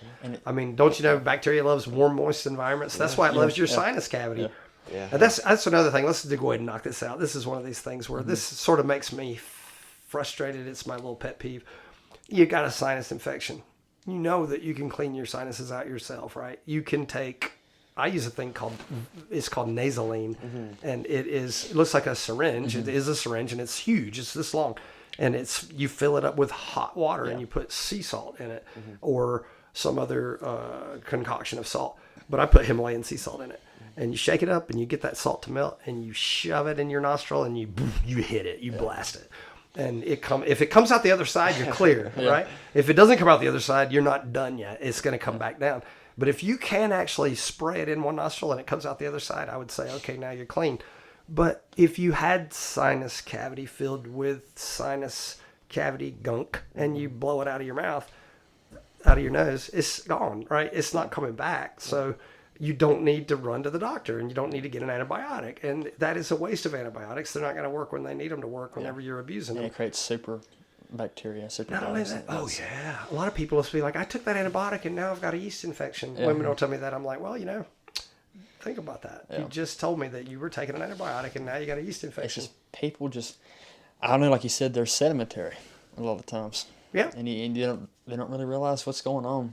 If you have a cold, it would be better for you to go for a run. Yeah. Like you're like, really? Oh, yeah. And if it's raining, maybe even better. Have you thought about open air camping? I really want to try. I do a lot of that. I love sitting out at night. And I wanted to be sort of, in the woods. Like Walden? Yeah. Yeah.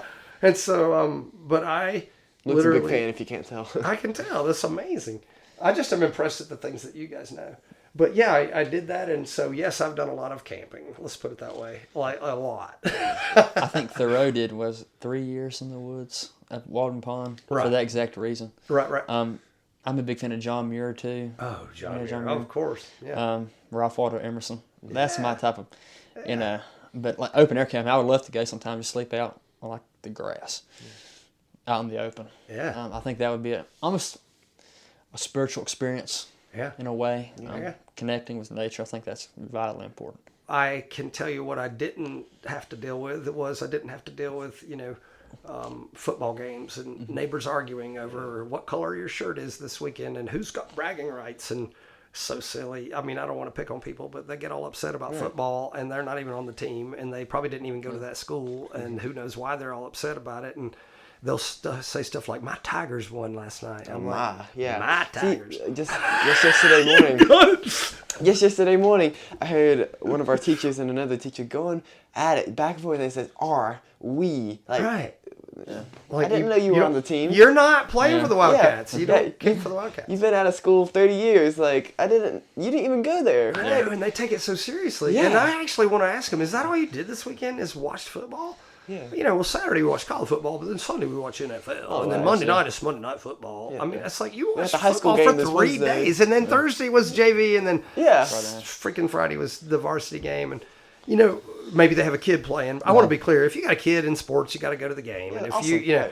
and you may want to go to a game every now and then. I'm not complaining about people that do that. But if that's your entire life, and, I would rather be the athlete, to be honest. I would rather play in the game. I want to win the game. Like, I want to win my game on Saturday. Like, and I can honestly say there's so many Saturdays that I cherish, that I was the hero of my story. I was the star of my game. Right. I got the MVP for the game I played. And usually it's, stuff like 50Ks and stuff like that. Yeah. Are we going to talk about running at some point? I would love to get to that. Do you ride at night? I rather ride at night, and I wish everybody in my life understood that, because I really am a night owl, and I could sit up all night riding. But a lot of times I got to go to bed because we get up really early. We do a lot of training at like 4 a.m, 5 a.m. I did some with you this morning. Yeah. This summer. Oh, yeah. This summer. And then cross country, I just couldn't.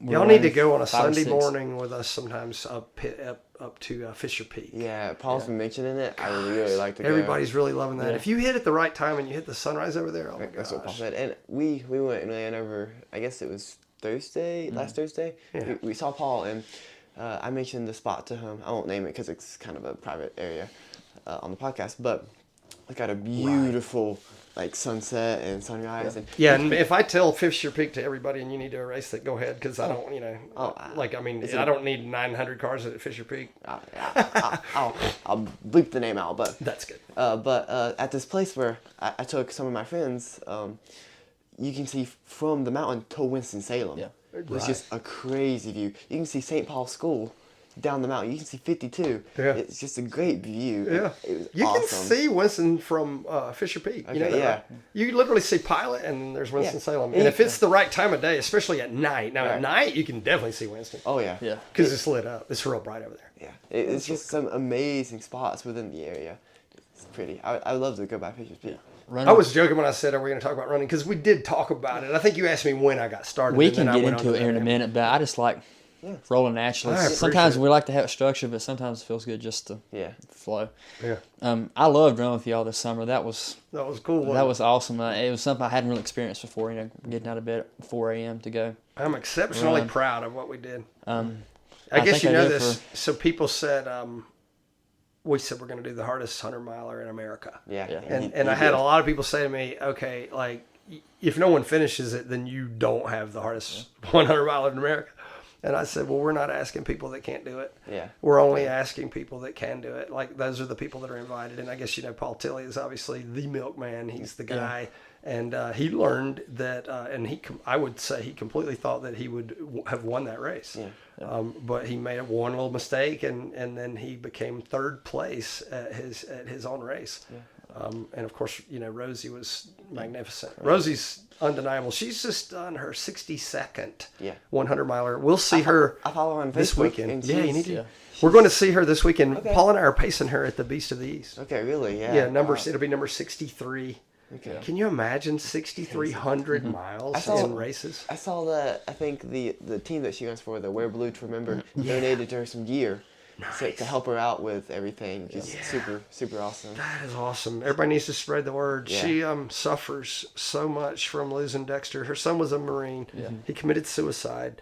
She literally has about lost her mind over it and has had to cope somehow and made that outrageous goal of running 100 milers. I'm sure most people thought she was kidding or crazy.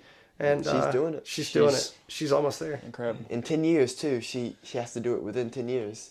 Oh, she'll do it faster than that. Oh yeah, she's well she told on you pace. that she had to do it within 10 years? Well, she has a That's her blog goal. for it all, Okay. and she published that on her blog. I don't recall her mentioning that to me, like that Specifically, weekend. yeah. But it's on her blog, so Okay. I'm shocked I more was people impressed. haven't heard about her. Yeah, me too. You see like news stories all the time, like CBS. They do every Friday evening on the road with Steve Hartman. He does like sentimental and touching stories around the nation, Yeah. and that is incredible. I mean, Yeah. I'm sure that would be She should be in there. Oh yes, absolutely. for And sure. it's not. You mentioned the news earlier. This is like people who are doing good or they're changing their lives. It's really But people on the news, they don't even understand. No. I've got a clip on my Instagram where there's a news reporter saying that this young girl, she's like 8, and she just ran her first 5K marathon, is what the news reporter said. I'm Yes. like, okay, well, Wow. that doesn't add up because, No. you know, I just that's- graduated 2nd, 3rd grade.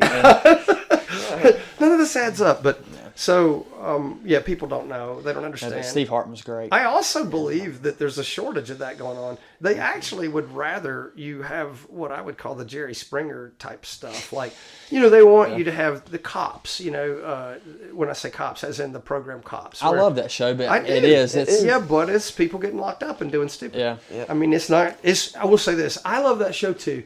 But do you know what? It's not good for me. It's just not good for me. Now, I'm not going to say it's not good for you. I'm saying it's not good for me. I mean, I would say it increases inside of you some levels of anxiety. Now, if you want to be a cop and you want to watch that program, maybe that would be helpful. But if it's like I'm just bored and I have nothing to do except watch people get locked up all day, Well, it's synthetic. It gets you all riled up, and it's, guys, it does. And I think what people may not understand is this. Like, I get into this into the book, and it'd be real hard to help you get through all this, you know, today. But I'm telling you, you can put yourself in healing mode, or you can put yourself in not healing mode. Yeah. So you know how you have digestion and you never think about it. Mm-hmm. Your brain handles that for you. Yeah. What if I told you that you could do something to your brain that would help you digest food? You would say, well, really? Like, what do you mean? Well, I don't know, like relaxing, you know, sure. You would say, well, that will work, yeah. Physically, could I do some things that help me go to the bathroom? Yeah. it's like when you're nervous, you use the bathroom much faster. And, well, you would think, but then there's some people that say, I haven't gone to the bathroom in that's 3 true, days. yeah. Oh, my gosh, you know. So I guess what I'm saying is digestion alone takes your body. Right. You know, your brain has to do that, right? It's energy. And yes, it uses energy, etc. Most of the things that are amazing, like I'm going to call it defragmentation, they happen at night while you're sleeping, and I call it defragmentation because like back in the day when you had computers, you would have like a hard drive. Defrag a and- hard drive, yeah. Yeah, you get this information and you pick it up and you just sort of throw it over here, and you grab this information, you throw it over here, and then you grab this other information and you get this again, and eventually it's scattered, right? Right. But when you go to sleep, your brain, you know, for the simplest explanation, as far as I know, that defragments. It takes all that information and it puts it back on the bookshelf. Imagine if I took all those books off the shelf and threw them on the floor. That would remind me so much of my little girl Taylor when she was 2. That's what's her favorite thing to do with books is throw them on the floor. But she never had figured out how to put them back on the shelf. But every night you go to bed, your body's doing that, right? And reorganizing and fixing stuff. It helps you to remember what you learned. It helps you to remember what you did. Yeah. It's sort of a cool thing that happens while you're sleeping. But the reason I'm pointing this out is to say that you cannot possibly realize how much what you consume visibly changes what's going on in your body. And there are people that are not in healing mode. They are filled with what we call dis-ease. Those are two different words. You're not at ease. Yeah. That's why you're not well. That's why you're not getting better. Oh, I've had a sinus infection for 3 weeks. Yeah, well, what are you watching on TV? I mean, honestly, you may say that's not connected. Really? Yeah. I beg to differ. Well, short-term stress is usually almost always a good thing. Yeah. It primes the body. Right. Long-term stress, like playing a sports game Yep. or giving a speech. You might be really nervous to give a speech, but you're doing yourself more good in the long run than you realize. Right. Chronic stress, long-term stress weakens the body. It can make you more susceptible to cancer. in the long run. When you are in flight mode, you are not healing. When you're in fright mode, you're not healing. When you're in fawn, you're not healing. The only time you're healing is when your body's in homeostasis. When you are at where you're supposed to be, in balance. If you're out of balance, you're going to be sick. Yeah. You know, there's other things about sickness, like you ever notice that mushrooms grow along waterways? Isn't that interesting? Mushrooms sort of nature's way of cleaning the place up. And they'll say, oh, that mushroom's toxic. Don't eat that, right? Because it's been drawing all the toxins out of the environment. Got to get rid of it. Mushrooms absorb toxins. Yeah. So why don't you eat more mushrooms? If you say, I don't like mushrooms on my pizza, but they like you. Mushrooms are good for you. They clean toxins out of your body, right? So like what you eat plays a role. And then like you were talking about, long-term stress is long periods of dis-ease, long periods of time where people are not healing. They're not getting better. Some people heal really fast, and then some people heal not so quick. I'm not one of those people. You know, Like well, my elbow was, I got stitches and it was like in 3 or 4 days it was gone. Yeah. never happened. I heal remarkably fast, but I think I have my reasons, and it's not me saying I'm special. It's me saying I don't do certain things that prevent me from healing. Like I do exercise, and I do get a lot of sun, and I drink a lot of water. I like to be hydrated. And when we were talking about pills and stuff I'm really proud of this. I've been made fun of all my life from, different people, but they're like, oh, you can just take a Tylenol or you can take an ibuprofen. It's not going to hurt you. And it's purely harmless, Now, I'm not to say I didn't give in on a few occasions, but for the most part, most people that know me will not offer me a pill because I am not taking a pill. I don't want a pill. You may say it's just Tylenol. I don't want a Tylenol. I don't. I just don't, right? I don't think it's a good idea. I don't think it's good for you. And many people would, disagree with that. I get that. Now, if I've had surgery, I'm going to take an antibiotic. Okay. I mean, I know that that's important. I'm not that stupid, but I do think that we rush to, get our problems solved. And it's sort of a collective, bigger problem. They're not in healing mode, and then they want a quick fix. But they want it to be something they can swallow and just be like, wow, I feel a whole lot better. That pill is amazing. And so many people desire the fast food mentality, the microwave mentality. And, oh, by the way, microwaves are not even good for you. Instant gratification. Instant gratification. I think aging is not really a problem, but it's a major discussion point. Yeah. In life, I mean, really, and I think people go through their lives and they never really, they live longer, but they don't really.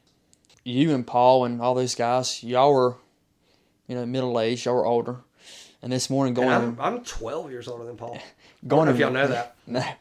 Going and running with y'all this summer. And I've been keeping up with him, and I don't mind saying, hey, look, in this book, I sort of purport that I feel like I've got the fountain of youth going down. Yeah. And there are people that'll say, oh, you got to be joking. And I'm like, have you seen what I can do? Yeah, right. Like, you've seen it. Yeah. Well, I mean, you know exactly what I'm talking about. And I'm telling you, Paul's got it too. When I first started running with you and Paul, I swore that you guys were like 26, 25. And I was shocked when I learned that Paul was older. Yeah. And up until just recently, I thought you were just right at Paul's age. Yeah, I know. Well, I mean, that morning, it's 4:45. And I said, they're older. And then me and Paul took off, and he was hitting like 7:45s, and we did like 8. I said, that's incredible. It's crazy. That's because there's kids on the cross-country team, most of them couldn't do that. I know. And I'm like, oh, crap. I wasn't expecting that at 5 a.m. in the morning to be running down Main Street Galax going that fast. I know. But it was great. It's kind of like there's people out there that are. I didn't fool with y'all that morning. I knew what he was going to do to you. I was like, I'm going to stay away. But yeah. Paul, I'll give you some kudos to an amazing Paul story right quick. So Paul, I guess 2 weekends ago we went and he paced a lady and she was running a 200 miler. Yeah. Now he had a collective 80 miles that weekend. And by the time Sunday rolled around, we had gone to Mount Mitchell after his 80 miles. On Sunday morning, we went to Mount Mitchell. We left Albert's Lodge. We went to Mount Mitchell and back. We took the route that took us 18 miles. Mm-hmm. And there's a ton of climbing. I don't know how many feet of climbing it was. It was a lot. Let's put it that way. So on the way down, it's Andrew, Harvey, it's Zach Coggins, me, and Paul. And so we got 2 miles to go. and everybody just hits it like they hit it. And we all 4 are in the 7s. And then Andrew finally bails. And then Zach and Paul pull ahead. And I stayed with them. But our last one was like a 6:30. And I'm telling you right now, if I can do a 6:30 at mile 18 coming off of Mount Mitchell, and if Paul can do that at mile 100, he was literally hitting 100 miles for the weekend. And he was doing a 6.5 minute mile. Now, some people say, yeah, well, it's downhill. Well, still. So what? Like, he ran 80 miles. So what? Yeah. Downhill. It wasn't like you had rollerblades on. Like, I mean, you had you still got to stop yourself. Like, that's hard. Yeah. And trails, too. God, I mean, it's really your hard. legs are still pumping. 6:30 miles. That's craziness. Yeah. But yeah, so we run a lot, and we love it. Paul's really gifted. He's discovered his gift. Running is therapy for me, guys. I don't mind telling you, man. I felt like at some point I really had to run. I needed it. It was good for me. I'm a little bit of a nervous kind of guy. I've got my reasons. I'll toss this out there because, this may sound like you're like, didn't you say you had about 10 different things that you thought made you qualified to write this book or whatever? But I'll hit on this and try not to stay too long on it. But I had a pretty serious traumatic brain injury when I was young. And I was the bat boy in a baseball game, and I got hit in the face with the baseball bat, not the bat, not the ball, but the bat. Black and blue. Excuse me. Wow, isn't that funny? I made it sound. It's like we just did that perfect. So it sounds like I just got whacked in the head. But so I got hit in the head with a baseball bat. I was like 8 years old, and they didn't know what to do because there's nobody to call. I don't have a mom around. I don't have a dad around. I talked to my dad even about this, like within the last year or so, mainly because I'm writing the book. Yeah. And I asked him what happened. He was quite upset, when he, he's like, hadn't thought about that in years, but, what happened was nothing, as in I got hit in the head. I had a huge black eye. My face is swelled up. Even a doctor, after the fact, several months later, I had some fainting spells or whatever. And so the doctor was like, well, you were lucky, because if you had been older, it would have broken your skull. And being young, your growth plates are not fully sealed up. And, I was thinking, I'm lucky. What does that mean? I got hit in the head with a baseball bat.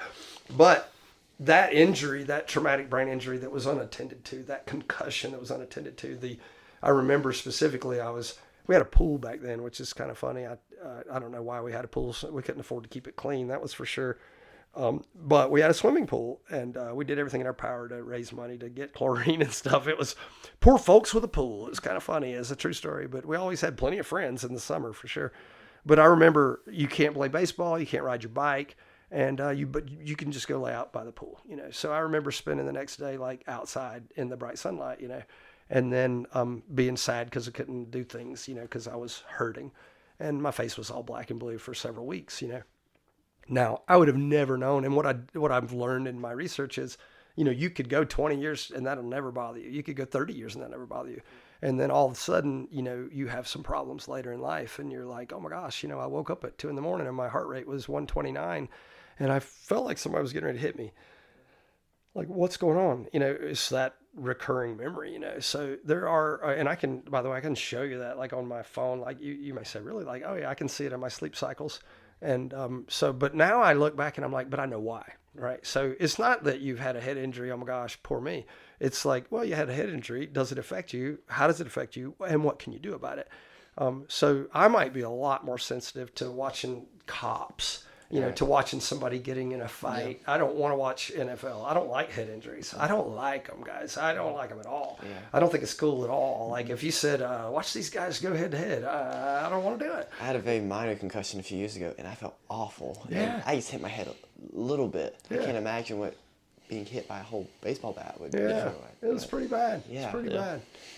And the weird part about families, and this will be in the book for sure. And I went through this with my family. My mom doesn't remember. She has no idea what I'm talking about. I mean, I asked this question 2 years ago because I wanted to get to the bottom of it, And then I even went to the baseball field where it happened, and I stood in the spot where it happened, and I remember all of it, like it was. That was the weird part, is I remember it crystal clear. Yeah. It's sort of hard to forget. Yeah, that's true. To be honest, but this is what I've told people: you may forget, but your brain did not. Mm-hmm. Your body did not forget. For me, that has put me in that extra. What is this little extra category? Your mom's deaf, and you had that, and then you've got some other things, but this head injury has been a big part of my life. I just didn't know it for many years, and then now I know it for sure. Like I said, my mom says she doesn't remember it. My oldest sister says, well, that's nothing. You remember I broke both wrists in a baseball game once. And I'm like, okay, now let's go back to me. Like she just was, like she was telling me about her own experience. Like, oh, we all got beat up and broke bones. You know, I'm like, you missed the point. Third one didn't remember it all. My brother says, I think he said this, and I don't want to pick on him, but I can tell you right now that his quote was, I think you're remembering something that happened to someone else. Like you might have seen it and you have it processed as a memory. And I'm like, that's denial, because he's the one who swung the bat. By the way, it was him that did that. Now he did not mean to do this. He was taking one more practice swing. He was in the on deck circle, and so he is supposed to drop his bat or walk away with his bat and go hit. Right, the other guy dropped a bat, so I'm going to go get the bat, and I'm headed that way. And my brother takes one more practice swing, and knocks the crap out of me. Now he should not remember it. Like we were both little kids, and so he should repress that, because I don't think you would want to remember that. That would be unpleasant, However, that is probably one of the things that has compelled me to work on mental health more than anything. Because head injuries, traumatic brain injuries, concussions that are untreated before age 25. I did finally find a guy that was at the game, and he ended up being a coach, which is interesting. His career was a coach for 30 years. And he helped me understand that, there are rage incidents. There's people that just absolutely, from having a head injury in sports, that lose their mind and beat their friends up or beat their family or, commit suicide or jump off a building, like whatever. There's all kind of horrible stuff that happens. Head injuries are bad. They last. And if they're not treated properly, and of course back then we didn't have good football helmets. I had another injury in the locker room. This wasn't even a game. I mean, we're dressed out, and I don't ever get in the game. I'm not even that good. But this guy grabs me by the shoulder pads, and he's like, "Let's go!" Like he's gonna shake me, and he shook me into the concrete wall, and I had a concussion before the game. Like I didn't even get to play. Like I black out in the locker room before the game. How embarrassing is that, right? His name was Bravell. Anyone who wants to fact check, they can check with Bravell and tell me if that's not true. I will not tell anything that's not a fact, by the way, if you're just curious. No, I've always apologized as I go along because I feel bad throwing people under the bus. Like you said, anxiety is also long-lasting, too. I was watching a story, I think it was a few days ago. It was about a veteran. He was in Afghanistan. And there's always IEDs and stuff, and they make sure they're very wary of trash on the side of the road because they'll put stuff in bottles. Anything. And there was a lid on the side of the road, and he flipped his car because he saw it. And that was years and years later. And it was just that, and that was years after he got back. It was just that one moment just hit him, and that was it. And it's just crazy how that type of stuff is long lasting. He's stuck. People can get stuck mentally. You think they're in the room, and they're not. It's an unfortunate thing. The brain is so amazing and so interesting. I think for me that it kind of goes all back to this. Why are you writing this book? I had to learn how to do things for me. I learned how to journal for me. Blank papers are amazing. Putting something down, putting some thoughts down. I guess I'm almost just moving us into this next subject, but I really think people have got to figure out how to spend more time in the future. Like, you need to be thinking about your future. You need to be having a little talk with the older version of you. The older version of you has your best interest. No one else. Your future self wants good for you more than anyone. Sit and talk with him sometime. Please don't talk with younger self. Now, people will say, oh, you should get in touch with your inner child. Look, sometimes that little fella's been through enough, okay? Maybe he's been through enough, and he wasn't even able to handle it. Now, you could they talk about learning to nurture your inner child and say, oh, everything's going to be all right. But some people, if you had a traumatic childhood, if you had a neglectful childhood, if you had a problematic childhood, if you were in a home where there was a lot of fighting or disarray or maybe filth or maybe, people grow up in rough stuff, guys. But I think that the person that is healthy is the one that has figured out a way to spend more time with future self than reminiscing and ruminating and staying stuck in that old story. Now, one day you're going to get older and you're going to be like listening to some guy and he's going to be 45 and you're going to be 45 and he's going to say, you remember when we played football and I didn't quite make the team and I ain't been right ever since. You're going to be like, what? Are you still stuck back there? Yes. I mean, there are guys that stay stuck in a place in their life and they don't move forward. So, only because I wonder if you want to talk about something else. Can I talk about this? So there's something rare about me too that I think is important. Most guys have about 2 octaves in their voice. They can do, and then they can do, like that's about it, right? So I mentioned to you that I sang the national anthem. My friend knows that I'm a singer. What does that mean? I sing now where I usually honestly sing on an app with other people. It's called Smule, and you sing part of the song and they sing the other part. You put it together and you got a hit. It's very advanced. There's videos. You're making a music video basically. So a lot of people sing just the audio without the video. Some people sing with the video, but it's a lot of people that enjoy singing, but a lot of them happen to know why they enjoy it. Singing is one of the few things that you can do for your vagus nerve. It's the only way you can exercise your vagus nerve. It's the only way to exercise your vocal cords. And humming and singing and chanting are ancient recipes for positive mental health. There was a guy once that told me, he said something about the old witch doctor. If people said, I'm not feeling well, he would say, well, when's the last time you sang a song? It was like the first thing he would ask them. And if they would say, it's been quite a while, he would say, well, why don't you try that? Now, some people will say they sing before church services or before the national anthem is played before a baseball game. Singing before an event is to get you in a place so that you can receive. And so once you've gone through that, you may, whether people are happy about church or opposed to it, is sort of irrelevant in my opinion, but the relevance is the singing and what it does for you. So does it have to be Christian music? Not necessarily. Does it have to be sweet? Not necessarily. I think it could be almost any genre and almost any lyrics. A lot of people will say that grunge makes them feel good. Like they feel good when they hear sad songs. Some people definitely agree. Yeah, they say, I hear a sad song, it makes me cry. One of my favorite bands is Beach House. Have you listened to them? I don't know who Beach House is. Myth by Beach House. You should check it out. It's good, but it's... Is it grungy? No, it's not grungy at all. It's more sentimental. Okay. And I don't know, it just makes me feel better. Yeah. It's weird. Well, music is important, but participating in it is really important.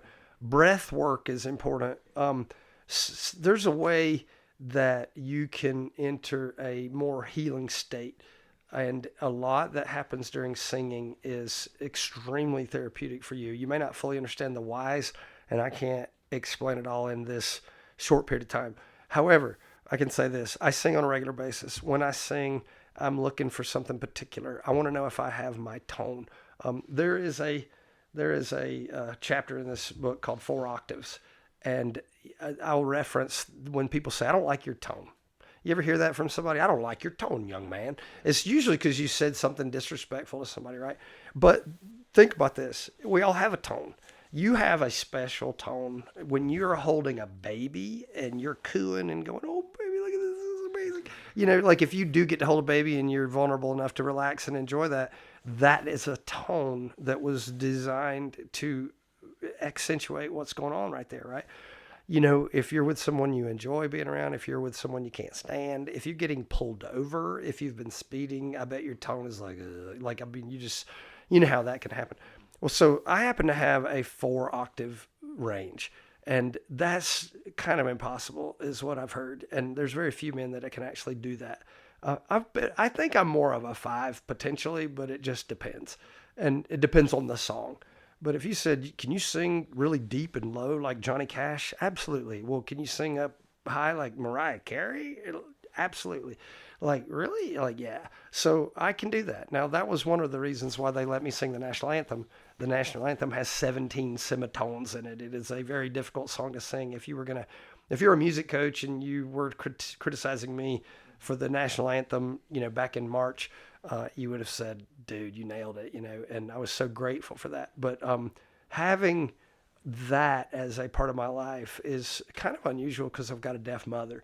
It was not like my mom sang to me when I was a kid, obviously. I remember even at some point I had sang something somewhere for some reason. And I remember my mother asking my sister, like, is he any good? And it's because she's never heard me, right? And that's fine. But when it comes to singing is breath work. Singing is very therapeutic. And I believe that people should do so. Now, I've done some karaoke out at night and stuff, but I don't like to do that. That's really not my thing. I'm a mountain runner. I'm up early running at 4 o'clock in the morning or 5 in the morning. I'm not really wanting to stay up till 2 in the morning at some karaoke bar, right? But so I use the app and I enjoy it, and I do it when I feel like it, and other people join me whether or not. To me, being successful on that app is having, more than 1,000 followers, and I do have that. So at least I could say I'm sort of popular on there. It's that, and $5 will get you a Starbucks, so that's not really that impressive. But I enjoy it. It matters to me. It means a lot to me. And, my opinion is, if you said, hey, all the guys are getting together and we're going to go watch boxing, we're going to watch two guys beat the other to death, beat their brains out, like hit each other in the head over and over and over again. And if I said, hey, that sounds kind of strange, you would say, what, are you not like one of the guys? Are you not tough, And I'm like, I don't mind just going and sitting in the front seat of my car and singing a song. But what I do is I get some incredible value out of that. And I'm not ashamed of that. I'm excited about that. And do I need to be a rock star? No. Do I want to be a rock star? I did, back in the day. Like, I hate to say back in the day because that makes you sound ancient. But I've heard you do not need to say that anymore. Someone told me recently, like, don't say that. But years ago, yeah, I wanted to be a rock star. Now I have learned that it is the greatest way to calm my nervous system. It is the greatest way for me to relax. It's very helpful. And it all goes back to this healing mode. Like, hey, how do you get in healing mode? How do you stay in healing mode? It's therapeutic. And running is therapeutic. Running is the biggest therapy, and it's breath work as well. Is this book a therapeutic process for you as well? Absolutely. I'm going to put together a way to, you could say, gosh, Kevin, should I try this? Should I try that? How about this and that? I could say I've tried it all. Running is beyond therapeutic. It is you can check this out if you want, EMDR therapy. If you went into a post-traumatic stress disorder therapy room, you got a bunch of guys in there, and they've been through PTSD. They have PTSD. They've been through traumatic stuff. You might see something as silly as flashcards, and the person is, like taking a card and holding it up, and he goes square, circle, green, red, like you flashcards even for that matter. It's that eye movement. It's over here, it's over here, it's down there. It's like therapy. It's bizarre. And the guy is probably sitting there just as bored and uninterested as you guys are right now. But think about this. What is happening is your brain is designed a certain way. And you can reminisce and ruminate and stay way too long in the past and in traumatic events. How do you get somebody out of that? You got to pull them out of that. It sounds strange to say it this way, but in running, you have to have something to look forward to. People that are suffering from mental health problems, they need something to look forward to. If you got a friend who's depressed, say, hey, next weekend, what are you doing? That's what you do, because you want him to be happy that next weekend we got something to do. You might even say, hey, in January, me and the guys are going to take a trip. Would you like to go with us? Dude, that'll bring somebody out of the dark, man. You'd be surprised because you're bringing them into next week, next month. What you're not doing is you're not saying, tell me more about that bad thing that made you sad. Tell me more about this horrible event. And this links back into what we were saying before the break. Your future self, right? Future self, man. Yeah. You got to talk to future self. I tend to believe, and this is outlandish, I almost don't want to give it up too much on this podcast because it's so much into the book. I want it to be the part where you turn the page and you go like, holy cow, But I tend to believe, and I also think sometimes on the podcast, people, it'll just go over their head. They won't hear it. They won't remember this as much. I can still put it in the book. But I tend to believe that there's a chance. It's like a sliver of a chance. And if you believe in, there's so many people believe in all kinds of things they can't see. So it's hard for me to understand how people will have faith, and yet they won't believe you if you say you have some outlandish thoughts. I mean, you can have dreams, you can have faith. None of those things are visible, right? Now, I would say, you may say visible, dreams are visible. Well, I mean, literally visible, as in put your hands on them, seeing it kind of stuff. Dreams are more about, something that you see. Other people may not. Maybe you're getting a glimpse of the future in your dreams. Maybe that's possible, right? And if you're so lucky, that'd be even better than having dreams about the past, right? But I tend to believe there's a thing, and I'll call it breadcrumbs. And I won't go so deep into it to give it completely away so that I feel like I'm ruining the chapter. But I think your future self has the potential to communicate with you in a specific way, so that I'll use a goofy example. Let's say if you said, I don't know why, but it seems like every time I need to make a major decision, a cardinal will land on my windowsill or something like that. Now, you may say, do you really believe that? I'm using it as an example, okay? But let's say you met somebody and they told you, every time I think of, people will say, oh, I think it represents my mom. Like, I see a butterfly and it makes me think of my mother because my mother's in heaven or my mom has passed on. And I think of that, when that butterfly, I make these connections. Well, I would stand to jump out there and say this. What if your future self had the ability to communicate with you? Like, just entertain that thought long enough to say, what if future you could say, I'm going to put something in front of you when you're on the right path, and it'll be undeniable to you, and it won't mean anything to anybody else. Everyone will think you're wacko. You don't even have to share it with them, but it could be your little thing. Now, if you're fortunate, you have people in your life you could share it with, and they would say, I don't think you're crazy. I feel the same way, or I have something similar. But I think future self can communicate with you. And honestly, even if it's just Kevin's little fantasy, I need to talk to him. I really need, like you may say, who do you need to talk to? Do you need to talk to a therapist? No, I need to talk to future Kevin. I want 75-year-old Kevin to talk to me so that when I'm making decisions, he's going, thumbs up, way to go, good job, you're on the right path. That was a good decision. Getting rid of that friend was a good decision. Moving from that town, ending this relationship, starting a new relationship, quitting a job, starting a job, picking a career, like all these different things. I look for signs from future self. I want to know if Kevin, who's 80, thinks I'm doing a good job. I mean, and if you can stay there, you'll probably make great decisions to begin with. But if you're struggling with how to make a decision, I do believe that the one consult you can make that is reliable is future self. And we talk about, Paul and I love to talk about future casting.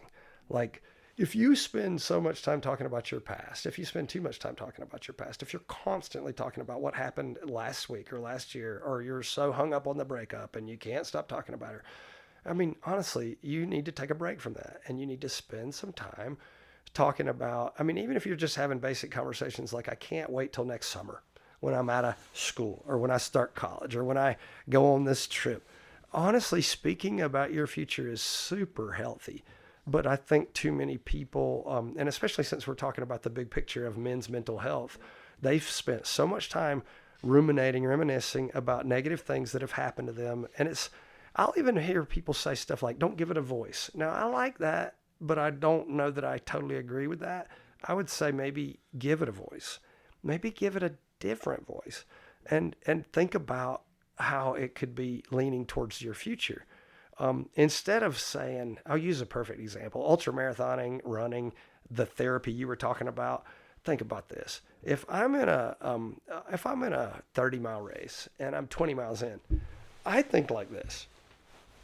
I can't do anything about those 20 miles. People say, yeah, but you got 20 miles on your legs. No, I don't. I don't. What do you mean? That's over. It's finished. I'm not 20 miles on my legs guy. I'm 10 miles to go guy. That's who I am. And you're going to say, yeah, but you got 20 miles on your legs. And I'm going to say, that's the past. Why is that why do you even want to talk about that? Does that help me? No. At that point, you felt the 20 miles too. So but you have to manage it in your head and say to yourself, wait a minute now. I also was really tired 3 weeks ago, but I'm no longer tired. Right? I was really hungry 3 weeks ago and I still got dinner, like I made it, right? Somehow we've got to move into this. The only way to get out of this past is to move into the future. And the only thing between you and your future that's getting in your way is just not being present. And that's why I'm frustrated about people that spend so much time on things that put them out of presence. Like, do you ever have that person and you're like, I just wish he would be more present. Like, he feels like he's not here. He's always on his phone. He's always, distracted or preoccupied. Well, we can do that. The problem is, if you're not spending enough time in your future, what kind of plan do you even have?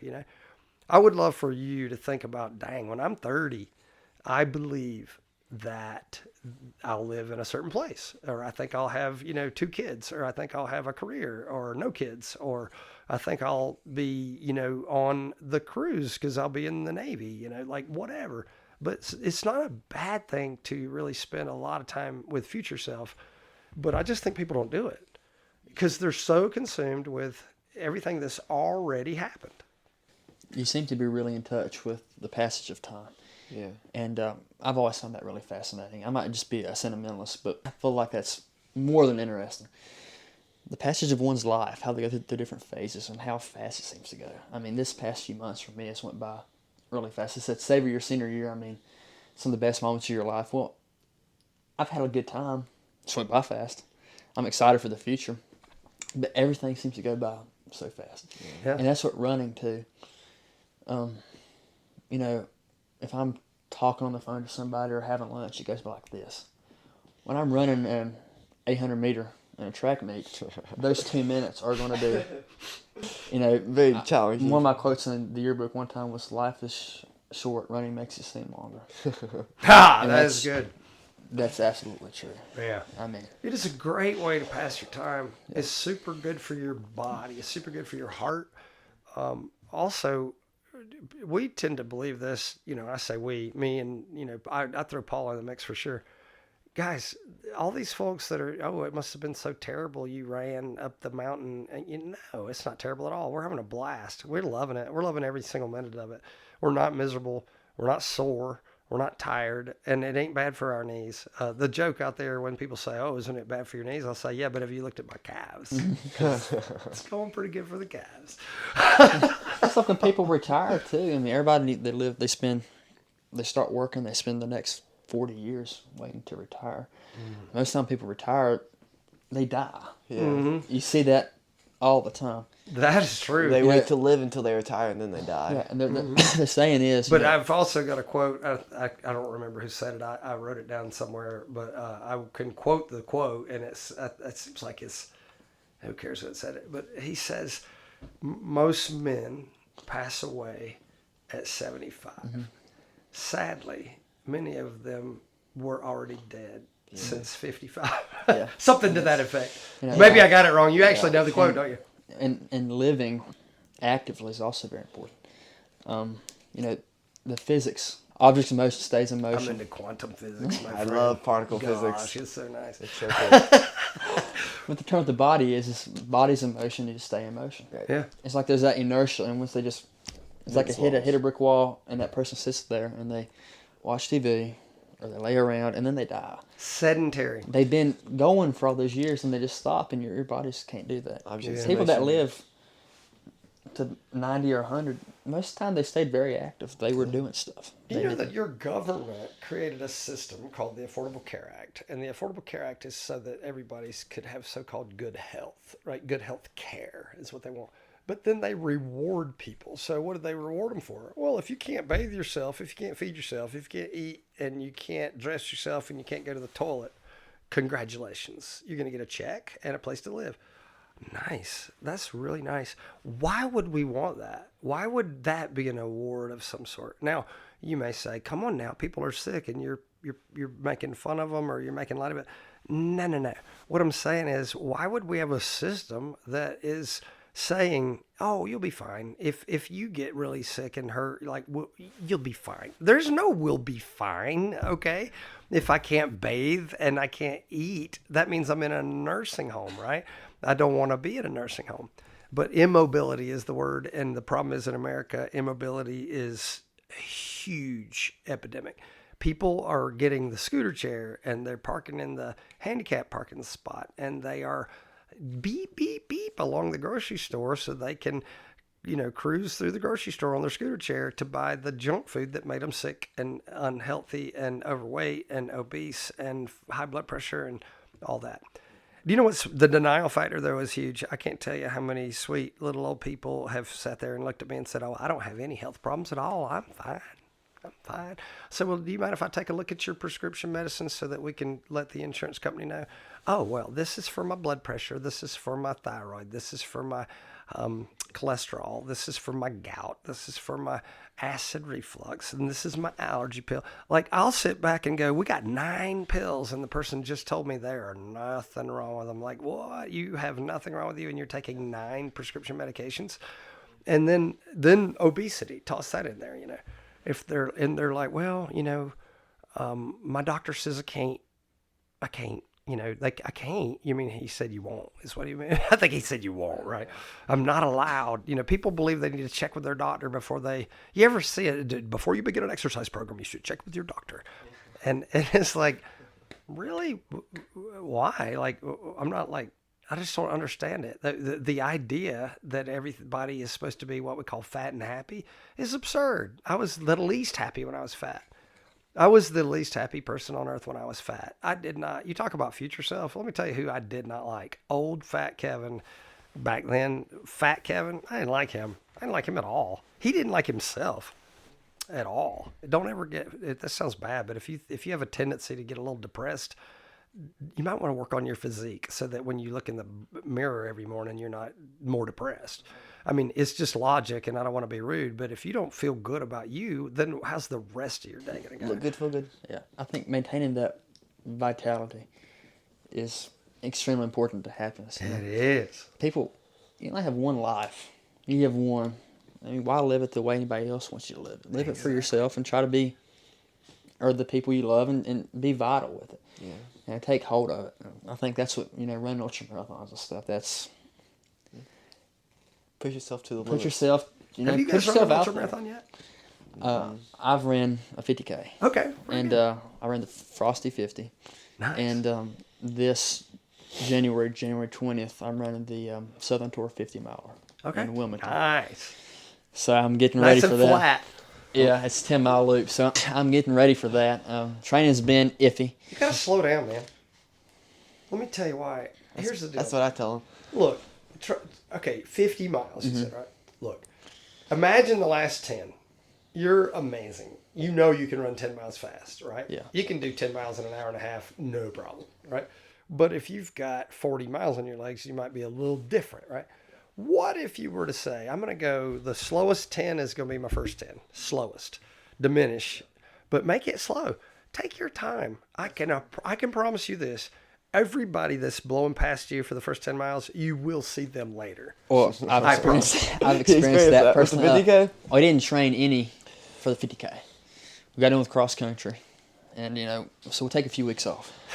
A few weeks turns into It was January months. 6th, and a month and a half later, we were completely screwed. Yeah, because you weren't training, right? No. Taking time off was not helping, right? No. Yeah, no. And It became a joke where they were purposely not training. Ooh. Went out there and did it in like 5 hours, 50 minutes. Not That's that. actually great. Yeah, but we could have done much better. You're probably hurting pretty bad after that, though. Yeah. I bet we so. were. And so we took off. There's this lady. Have you heard Desi Linden? She's American marathon champ. And we said, I should know, but you know what's funny about this is that when you start digging into running world, there's a lot of very, very popular people. We're going to stay with her. We're going to try to run with her. And this is funny. our first mile. I wondered why you were asking me if I knew her. I was like, you mean to tell me you were running with a champion? Yeah, she first mile we did like 7:30s, and Dude, we never you're saw her crazy. again. And I'm glad we did it. I mean, honestly, it was a good experience for me. Yes. But we're going to try to really slow it down. I mean, imagine your first 10, you average about a 9. Yeah. And you may say, that's ridiculous. That's too slow. I know. But then do an 8:44 and, then do like an 8:15. And, you're what I'm saying is once you get about 10 miles to go and you know that you're fine, fly. But if you fly on your first 10 miles, you won't be able to walk on your last. And I'm a pretty spontaneous guy. And we were in the middle of track season back in May. It was May 8th. And I get tired of track. it's around the same loop. I get tired of it by that point. So I'm looking at my friend I'm running the 50 miler with, and I said, let's just do something this weekend. He said, you want to run a marathon? I said, well, I said, sure. We was just joking around. He looks him up. He was joking on his phone. It said, New River Marathon. I said, it's this Saturday. He said, do you want to do it? I said, sure. It was just fly by the seat type of moment. Right. So we had to meet that Saturday. 4 hours to kill. Yeah, we had to meet that Saturday. And we tell our coach. He's mad, really angry. Mad really is angry. an understatement. Yeah, and so we don't quit stuff, but we hadn't started the race yet. We were just registered for it, so we said we can't make it. They said we're going to really try to pace it right this time. We ran 8:45s, and we got a sub 4 hour marathon, and we was ecstatic about that. We didn't kill it the first. Nice. We didn't kill it the first few miles. We really tried to pace it, and I really learned a good lesson there. Pacing's extremely important. Yeah. And we were able to maintain that pretty much set the whole race. Yeah. And They ran even splits. so Nice. it was just learning how to pace yourself, not using that energy and shooting right off with it. Because if you run a lot of 5Ks, you're going out hard. Yeah. You're trying to get out in front of everybody. And if you get used to that, running in high school, Oh, yeah. It's you're easy to always do. taking out hard. Absolutely. And you try to And that usually settle bites in. you really hard. Yeah, and you try to settle in and then go fast at the end of the race. I learned with marathons and ultras, you can't really. It's so funny because I didn't start running, and like I said, until 2006. In 2009, I think I got serious and started getting rid of my fork problem. And then 2015, I ran my first ultra. I'd never run a marathon at that point. I just went right into an ultra. I mean, my first marathon was during my first ultra. How long was your first ultra? It took about 9 hours. Was it a 50 mile? Oh, a 50K. 50K. A 50K, yeah. Wow. Yeah. And when I say ultras, I'm always talking about 50Ks usually. Yeah. But I've done 85 or so 50Ks. And so it's been, since 2015. So I've done a lot of running since then. And we do, I would say this year, there's been as many as, I would say averaging about 50 miles a week this year. And, and with a lot of vert and all that stuff. But yeah, I love running. I'm addicted to it. I don't know what I would do without it. It's been really, really good for my head. Have you tried swimming? I love swimming, and there for a while I had access to a pool, and I really enjoyed it. Yeah. It's a great full body workout. You were talking about breathing earlier. Oh yeah. I found that my breathing became so much better doing running after I started swimming. Heck yeah. I started swimming my freshman year of high school, so 3 years ago. Yeah. Or 2 years ago. Yeah, 2 years ago. And this is my third season swimming, and just wow. And I've joked to Luke that I'm a better runner after swim season than I am during running season. No doubt. Yeah, honestly, swimming is one of the best full body workouts. It's you can awesome. do. I had swim practice before we came and interviewed with you, and I'm tired from it, right? It's I bet so. hard work. And one thing is about swimming is you can eat like crazy. Yes, that's true.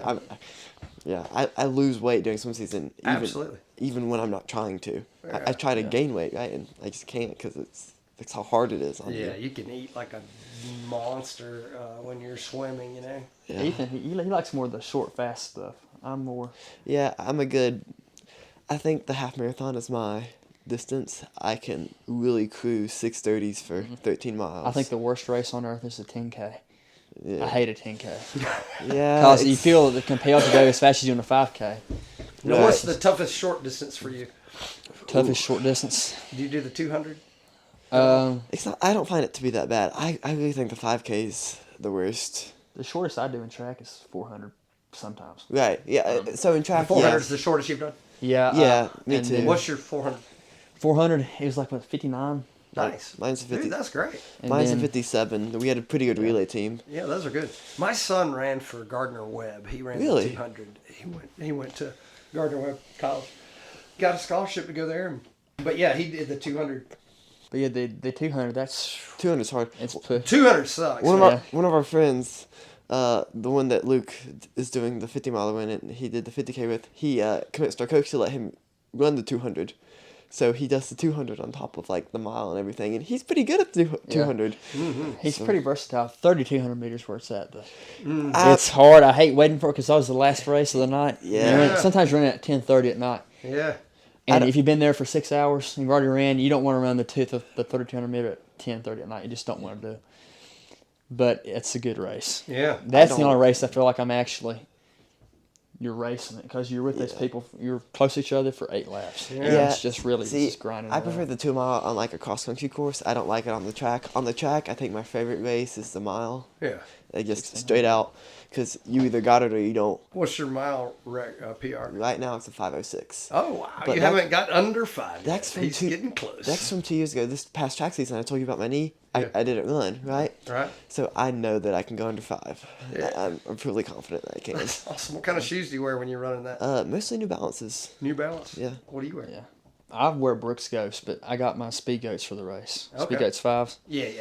So I'm loving them. They're Paul great. talk you into Speed Goats? Yep. Yeah, That's exactly what happened. So Paul will disagree, but I wear Ultra because it's 0 drop. I love Ultra. I have a pair. That's I'm so gonna nice. tell you something. If you go to 0 drop, I think you'll never go away from it. That's what I I'm don't saying. like Brooks because they have too high of a heel. Right. And I mean, I don't look good in heels.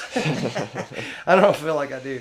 And I just, but heels are the issue with a lot of those running shoes. And you may not have a problem with them depending on a lot of things. But personally, for long distance running, I think Ultra is the way to go because of the 0 drop. The only issue I had with my Ultras is that they don't last very long. They No. break down very quickly. Yeah, I can destroy a pair of shoes pretty fast. And Yeah. Ultras, they're no different. I put probably like 175 miles on my Ultras, and the toe box is coming apart completely. Yeah. And I'm just like, what the heck? These are expensive shoes. Well, And- you're also burning a 5-minute mile, so yeah, I guess so. But he can't figure out why his shoes keep exploding. It's because you're running Yeah. a sub 6. yeah, I was gonna ask you about the 50 mile a little bit too. It's the longest race I've ever done, obviously. Longest we've been 31. I'm not really sure what you want to be like. Well, prepare for, let's say, 12 hours of working out. I mean, think that's- about it that way. that's now, what I told Luke, You like- may think I won't take me that long. Well, keep in mind you're going to take some breaks. Yeah. And that's legitimate. I think 9:45 at the 40 mile mark we have to hit. So Okay, that's what you have to be. 9 hours and 45 minutes. at the 40 miles. Okay, so that's that kind of the last loops. That's cut off. So once you get to that point, you can. Well, I can give you some simple solution to all that if you want. Like, take the time for all your cutoffs, okay? And then make yourself a schedule. And you need to plan to be at mile 10. If there's a cutoff at noon and you've got to be at mile 10 at noon, then be there at like 11 or maybe be there at 10:30. I don't know. But make a schedule. Yeah. And then you have your cutoff. Like, I will be at mile 10 at this time. And then you'll do what you say. And then do a little bit of math there and look at it. And then don't fall for this. Personally, I know a lot of guys, and Paul also is a winner, and he can go out and win a race. He'll have a whole lot different attitude. My opinion is you can still win and play catch up if you have energy left. Yeah. But he's one of those that he's phenomenal. No, I've never seen anybody run like Paul, ever. Like, I've been running a long time, and I've never seen anybody that can do what he can do.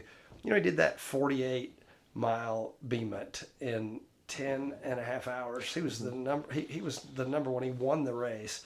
He was 40 minutes ahead of the number 2 runner at mile 30, and he still had 18 miles to go. Yeah. Can you believe that? The number 3 runner. So when I met Paul on that race, I was headed on an out and back. We were headed down to Boland's Creek. We had gone from Albert's Lodge to Mount Mitchell. We're headed out to Boland's Creek, which is going to be 26 miles. Yeah. So I'm knowing as I'm headed there, I'm like, well, if I'm 4 miles from there and I see somebody, then they're 8 miles ahead of me. I didn't realize it was going to be Paul. Yeah. And I'm like, holy cow, he's 8 miles ahead of me, right? But then the other guy was 6 miles ahead of me. So then the third place runner was 4 miles ahead of me. And so, I don't mind saying I'm no slouch. And I watched somebody being 8 miles ahead of me at mile 30. So I thought that was pretty incredible. Yeah. He's got a different philosophy. He puts it on hammers that never lets go. Yeah. When I run, I'm there to survive. I'm there to finish the race. I'm never really a racer. I'm more of a participant, like I like to participate in 50Ks. Yeah, see, I resonate with Paul. I don't know if you know who Steve Prefontaine is. Oh, yeah. His philosophy is go out hard, and you don't deserve to be there if you can't make it. That's right. I've called you that many times. Yeah. I've He'll been call me I've been Pre. a say Pre. Those are great documentaries, too. Yeah. If you Oh want my to gosh. watch. He's a book too. I've read his book. It's really good. There was a race where he had, like, broken feet. Right. Like, he had glass in his feet. Right. And he had gone barefooted and Stumbling cut out, his feet up. stumbling out drunk, and yeah. And he didn't want to tell the coach. So he went ahead and ran Yeah. and didn't say anything. But when he finished the race, his feet were bleeding like crazy. And Yeah. they're looking at him like, why didn't you tell us? Yeah. He's just, unbelievable. He did what he had to do. But he could have been. That's the thing about it. He could have been so Yeah. Yeah, If taken it away cut soon. too short. Yeah. Yeah. It's sad, At but least he didn't do it himself, Yeah. right. right? Yeah. But anyways, not to get sad, but Do it, yeah. But- sometimes getting sad's okay. that's true. But I like Pre's philosophy, right? That's how I try to race. That's how I think you should race. I don't like he would call people that would beat him. They race like the Europeans, right?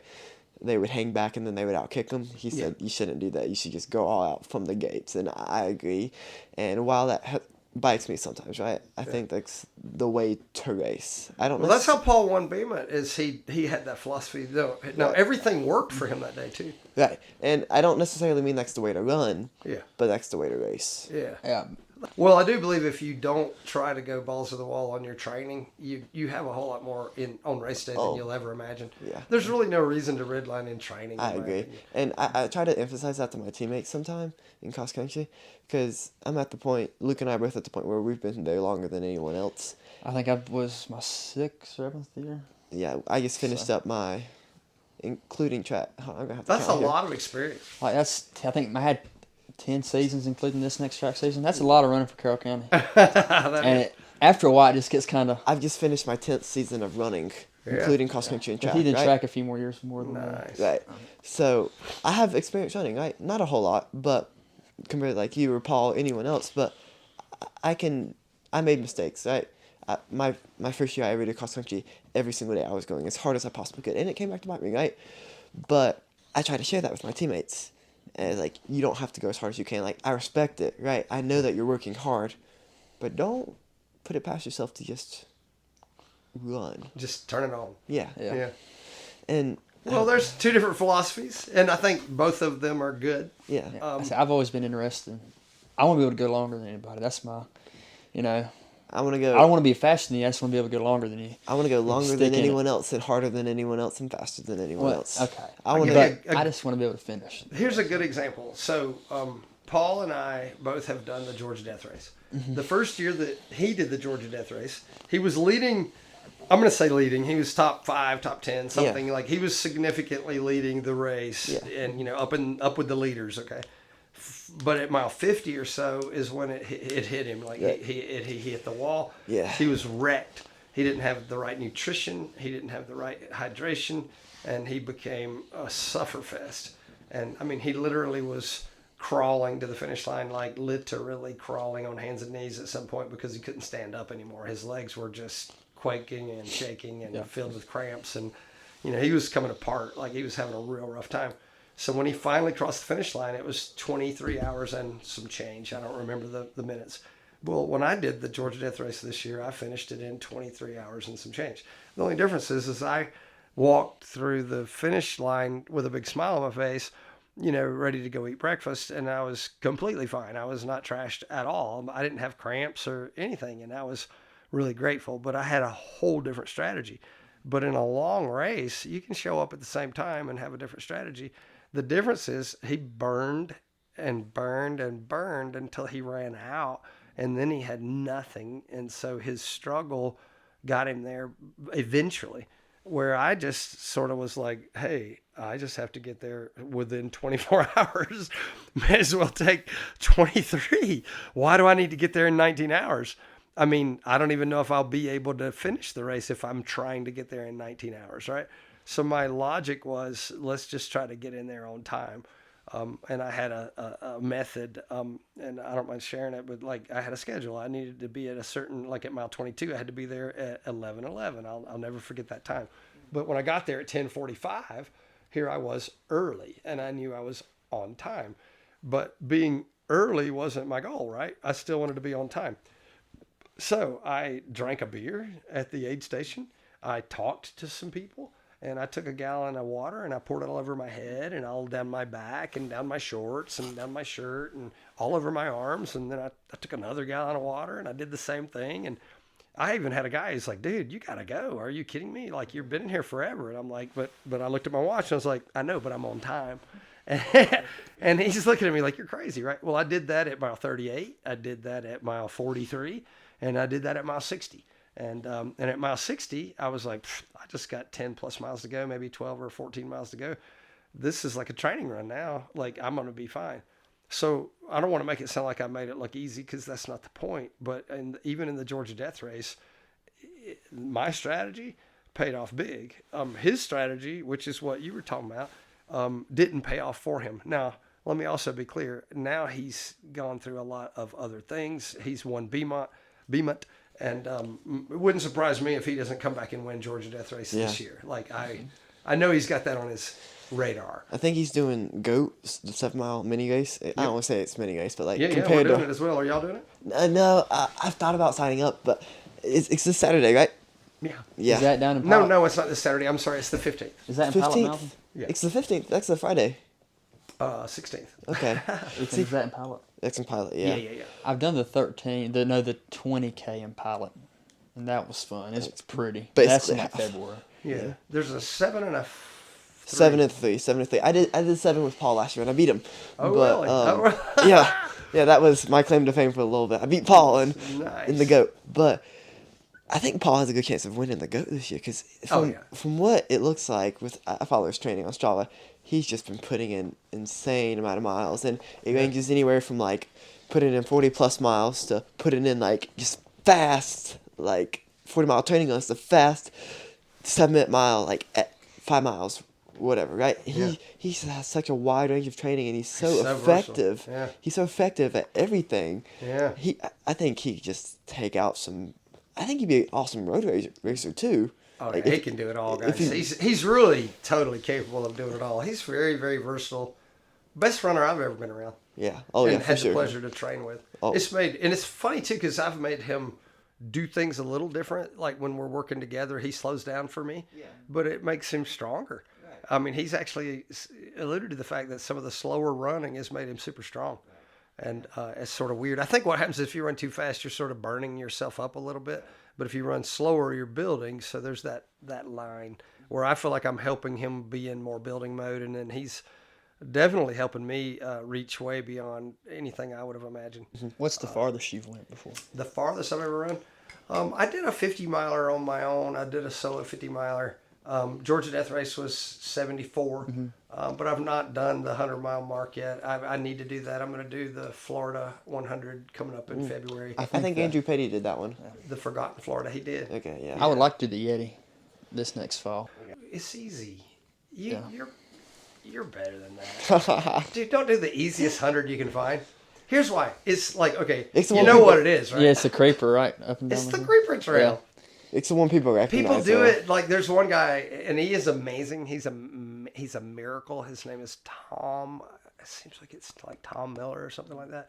Tom had a car accident. They said he would never walk again, and he has like a walker, right? And but he does that Yeti race like that. Like he can barely walk. He uses a walker the whole way. He's got like tennis balls on the bottom of it, you know, like instead of the legs, you know. And I mean, he has to do that. But even Tom can do that race. And a lot of people run that race because they think it's super fast because this big downhill. They leave White Oak and they got to go all the way to Abingdon and then come like all the way back, I guess. But I've run as a pacer there several times. I've done about 50 miles of that race. They say it's a good first one, though. 3 times or whatever. It is a good one good to kind of get how it feels. It is a good first one. Don't get me wrong. I just think that you could pick a harder one. Yeah. Well, I don't know what it is. I was going to ask you about this, too. There is no such thing as an easy 100-miler. true. I know that, but there are a lot of people that would beg There are harder ones. I think it's kind of monotonous on that peak gravel. You know, Yeah. like I said, I've paced that race, and I know it pretty well. Luke and I I've gone 50 miles on that course. Me and Ethan biked, 70? We biked 70 on the New River Trail, and did the whole after thing, a little bit, the trail just all looks the same, you know? Yeah. It's a nice trail, but after was 70 fun, but miles... After Think a while. about this. Check out Run Bum Racing and look at some of his races. Do like Cloudland Canyon or Sky to Summit. You should do Grayson with me. Grayson Highlands. I love Grayson. Every one of his races are scenic. Oh, yes. And they're difficult.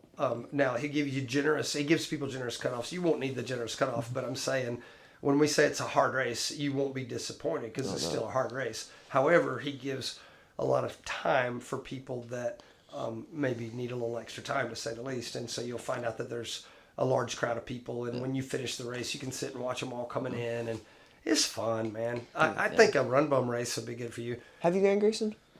Yes, several times. Which did you do? I've done the 50 miler and the 50K. Okay, I've only ever did the half, but I did the half one of the years that it was 16 miles. Right? I'm sure Paul's told you about it. It's the year that it got bandited. Yeah. And that's the longest I've ever ran in one continuous session, 16, 17 miles. Nice. And he changed the course up too that year. We would like to have him on. I forget what his name is. Sean Black? Sean, yeah. We would like to have him on the podcast. Dude, we need to let you know when he's in town. Like, next time he's in town, Yeah. we got to get you guys to talk to him. You know, he has his own podcast too. Paul's on it. He does. But Ben Don't Break. Yeah, Ben Don't Break, that's right. Yeah. But he's a super cool dude. I think he'd be a really good interview. Absolutely. Yeah. Yeah, I talk to him on a regular. He and I are really good friends. Yeah. He's amazing, dude. You wouldn't believe all the stuff he's been and the places he's been, the things he's done. He's pretty darn interesting. Oh yeah, he's awesome. Very versatile. He speaks several languages. Really? Yeah, he flies. You understand? Like, he jumps off of mountains with a wing. Oh. It's just a wing. It looks like a parachute that's about 8 feet wide and maybe 12 feet long. And so, it's just a blade. But they just run and they just jump off the mountain and catch wind. And if he's lucky, he'll stay up for 45 minutes or 3 hours sometimes. Wow. He'll catch thermals and fly. But then he has to land that thing like somewhere. Somewhere. That would stress me out. Yeah, he thinks it's heaven. He loves it. Talk about life and What it is, though, I think it's called isolation. Like, he's in isolation mode, which is, I don't think that's necessarily healthy. And when I've been there myself, I've done it, as in not in the air doing that, but like being in an isolation mode, like where you want to be alone. And in his case, going up there and doing that, I think he's definitely alone. Yeah. No. Running by yourself, I've never really had to do that before. Isn't that I've ran all these races with Samuel Collins or Ethan or all these different people. I've always had people to run with. I mean, that's how I started out running with cross country, the whole team. It's funny. Before I came to Galax, I did a lot of running by myself. So that's where Luke and I are different. When I was younger, I didn't cross country. This wasn't necessarily the case, but I did track before I did cross country. Yeah. And I didn't really have anyone to run with, so I would just run by myself all the time. And I almost prefer running alone sometimes, I've done that a lot. It's very good for you to rely on your own self. Yeah, I've done especially to put yourself in a position where you're far away from help. Oh yes. Some people just think that sounds out and back. absurd. I like to get out of my car and hit a trail and go like far away, like super far away. And I don't know why I love it so much. I can't really explain it. It's the ultimate of isolation, but it's also the ultimate of like self-reliance, where you know that if you mess up, it's on you, and you have to rely on yourself and your resources, and you have to get really smart. You have to pay attention to everything, and if you forgot something, you could be doomed. I mean, yeah, but you talk about running by yourself. I haven't been training as much recently. I'll do 4 or 5 miles a week by myself. Yeah. And I do enjoy it, but I can't imagine running 30, 50 miles by myself. And I have this partner with me right now, but in the next few years, people are going to go off and do their own thing. And I want to start working on running by myself. Yeah. And if I want to continue to do these races like I want to do them. Yeah. So I'm going to have to kind of get used to that. Really, I think that's just what it takes, is getting used to it. Like I said, every year I've done Grayson, I've always been alone. I have never had anyone to run with. And people, sometimes they're not able to be alone for that length of time. They don't know what it would be like, or they've never done anything by themselves. I like to be alone, though. Yeah. I enjoy being alone. I like to sit outside at night, sometimes in the summer, and just look at the sky. I mean, it's just peaceful. Yeah. I don't mind being alone, but that physical push, I think I've been used to having somebody with me. Yeah. Yeah. It is interesting. People talk about like going and eating in a restaurant by themselves as such a good thing or such a big deal. And you'd be surprised how many people will say, I've never done that before. And you're like, really? Like, you've never just gone in a restaurant and sat at the table and then eaten your meal? Like, there are people that'll say they've never done that, And sometimes you can enjoy your food better like that. yeah. Right. Yeah, that's true. Well, the one question you haven't asked me? What? The name of the book. What's the name of the book? Yeah, so the name of the book is Pitfalls or Footholds. Okay. And so I think almost everything can be a pitfall or a foothold. Like, it's something that you can climb up on and move forward, or is something that can be a trap for you, like a total trap. And, you know, I don't want to get all like, so we're going to jump back into serious mode. Think about it for men. You know, some men have a problem with, like, say, women, right? And this is a huge problem in America. I didn't even know it was this big until I started doing research for the book. You know, personally, I prefer a woman I can put my hands on, you know, just to be frank. I mean, I hope that doesn't sound inappropriate. What I mean is I want to put my hands on a woman that's local, you know, that I can, like, have in my car, you know, like that I could, like, go to her house, right? But we have a big problem with virtual women. Like, there are men that have a girlfriend. Artificial intelligence, too. They're not going to meet her because she's either not real or she's fake. Now, you say not real or fake. Isn't that the same thing? No. There are real women that are fake to you, right? And all of them are men. Ooh, how do they do that? Well, what they do is they subcontract these young ladies. Now, this young lady is really in Dallas, and she's really at a swimming pool, and she's really hot, and she is real, okay? But her name is not Sandy, and she did not send you a message this morning, okay? Randy sent you a message this morning, okay? Because he knows how to talk to a man. He knows exactly what to say to you to get you to go, ooh, let me get my phone. I got to go, you know, my goodness, I'm getting a message from, you know, Sandy.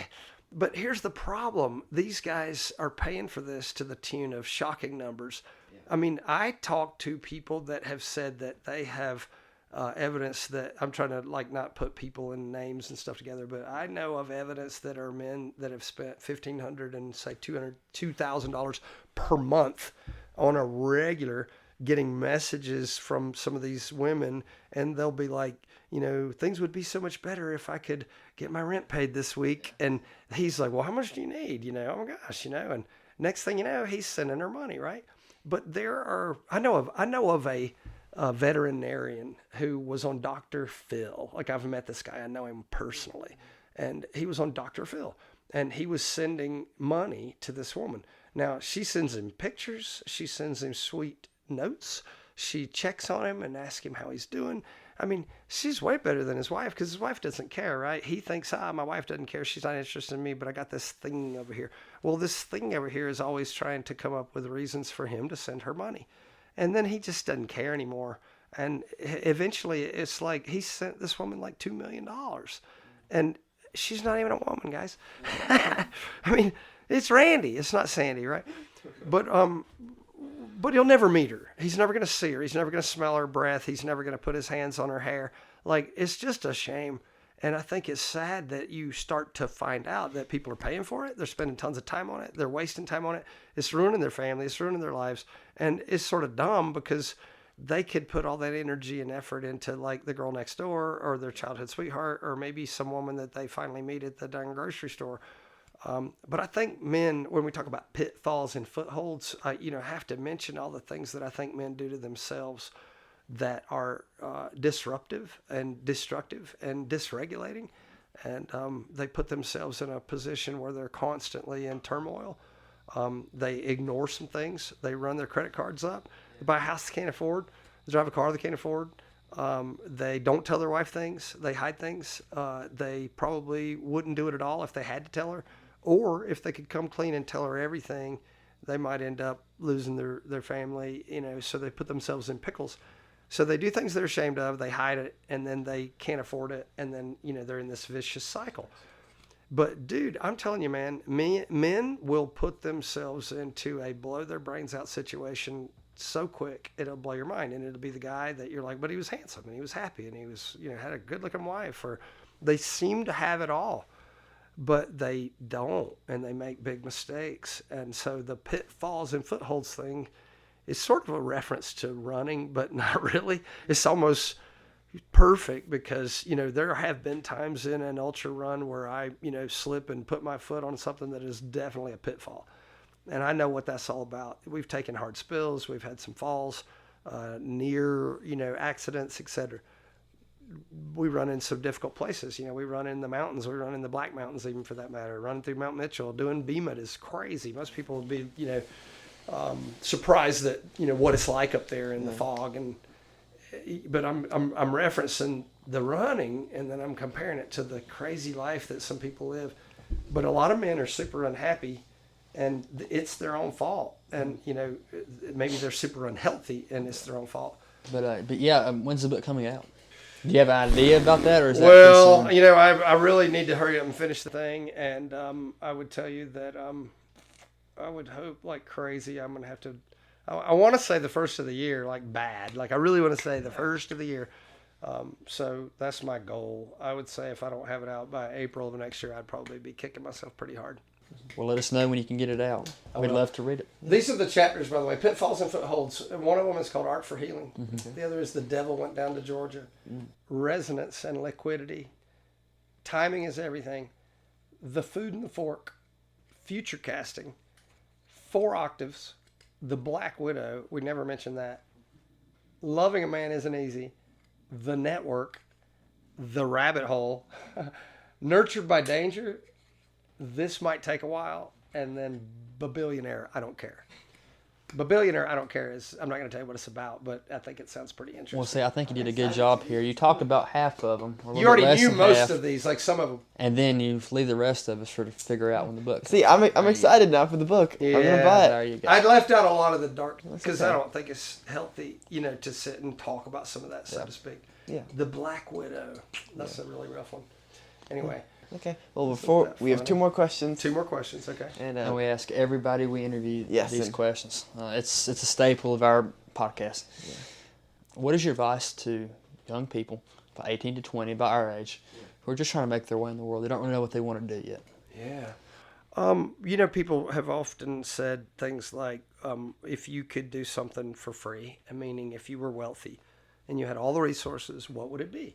And my hope, and you're not going to say, well, I would just sit around on my yacht and count my money, So I would say, if you didn't get paid, if currency was joy, what would you do? If currency was satisfaction. So you got to be grateful for what you do. You got to be satisfied with what you do and feel like you're helping others and not let them drain you, not let them burden you.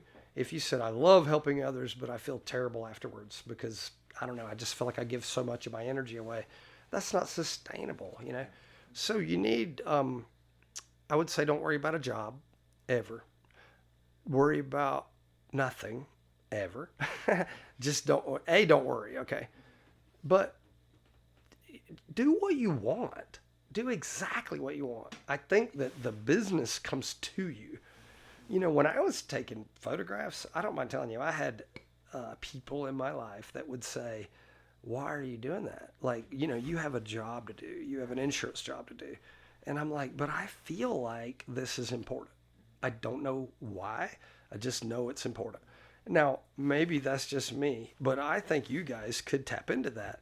Where if I rephrase it, if you wrote a book about something you loved, what would it be about? If you sang a song about something you really liked, what would it be about? And honestly, the strongest advice I can give you, like if you really want the real strong advice, be really, really careful who you give your energy to, because it becomes part of you. It can control you, and it's the greatest and worst thing. It's the greatest and worst thing altogether.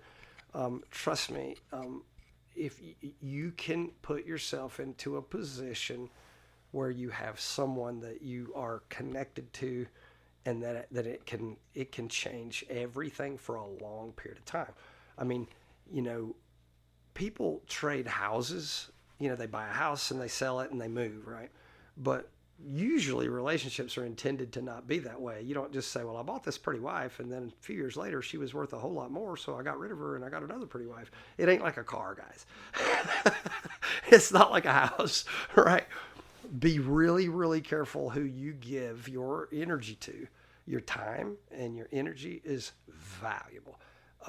And if you want a very great life, I do believe that if you spend a lot of time making sure. See, a lot of there was a question asked not long ago in a social media platform where the question was, what do men look for in women, right? And I said a helper and not a hindrance. I mean, to be clear, I'm looking for a helper. Now, they think the woman that jumped on the bandwagon was like, you want somebody to cook and clean for you. Absolutely not. you also, greatest advice, learn to do everything yourself. I want you to be the best cook you've ever known. Be the best house cleaner you've ever known. Be the best at your own laundry. Take great care of yourself, because if you choose to be single, if you choose to be alone, then you master that. It's good for you. Don't be reliant and dependent upon someone else. If you're reliant and dependent upon someone else for your laundry per se, then you're stuck, right? I don't want to rock the boat because, then she won't do my laundry. Like, are you kidding me? That's no way to look for somebody. But I do believe that, most men are going to want a relationship, and they're going to be wanting a relationship, but they are going to be real confused about two things. Know what a red flag is and know what a boundary is. And I'm not talking about her boundaries. Okay, y'all know what her boundaries are. That ain't hard to figure out, right? Dating advice, and I actually did this recently. So I met her. I told her I wanted to go out with her, and I said these words. I literally said it this way. I said, I would like to go on a day date.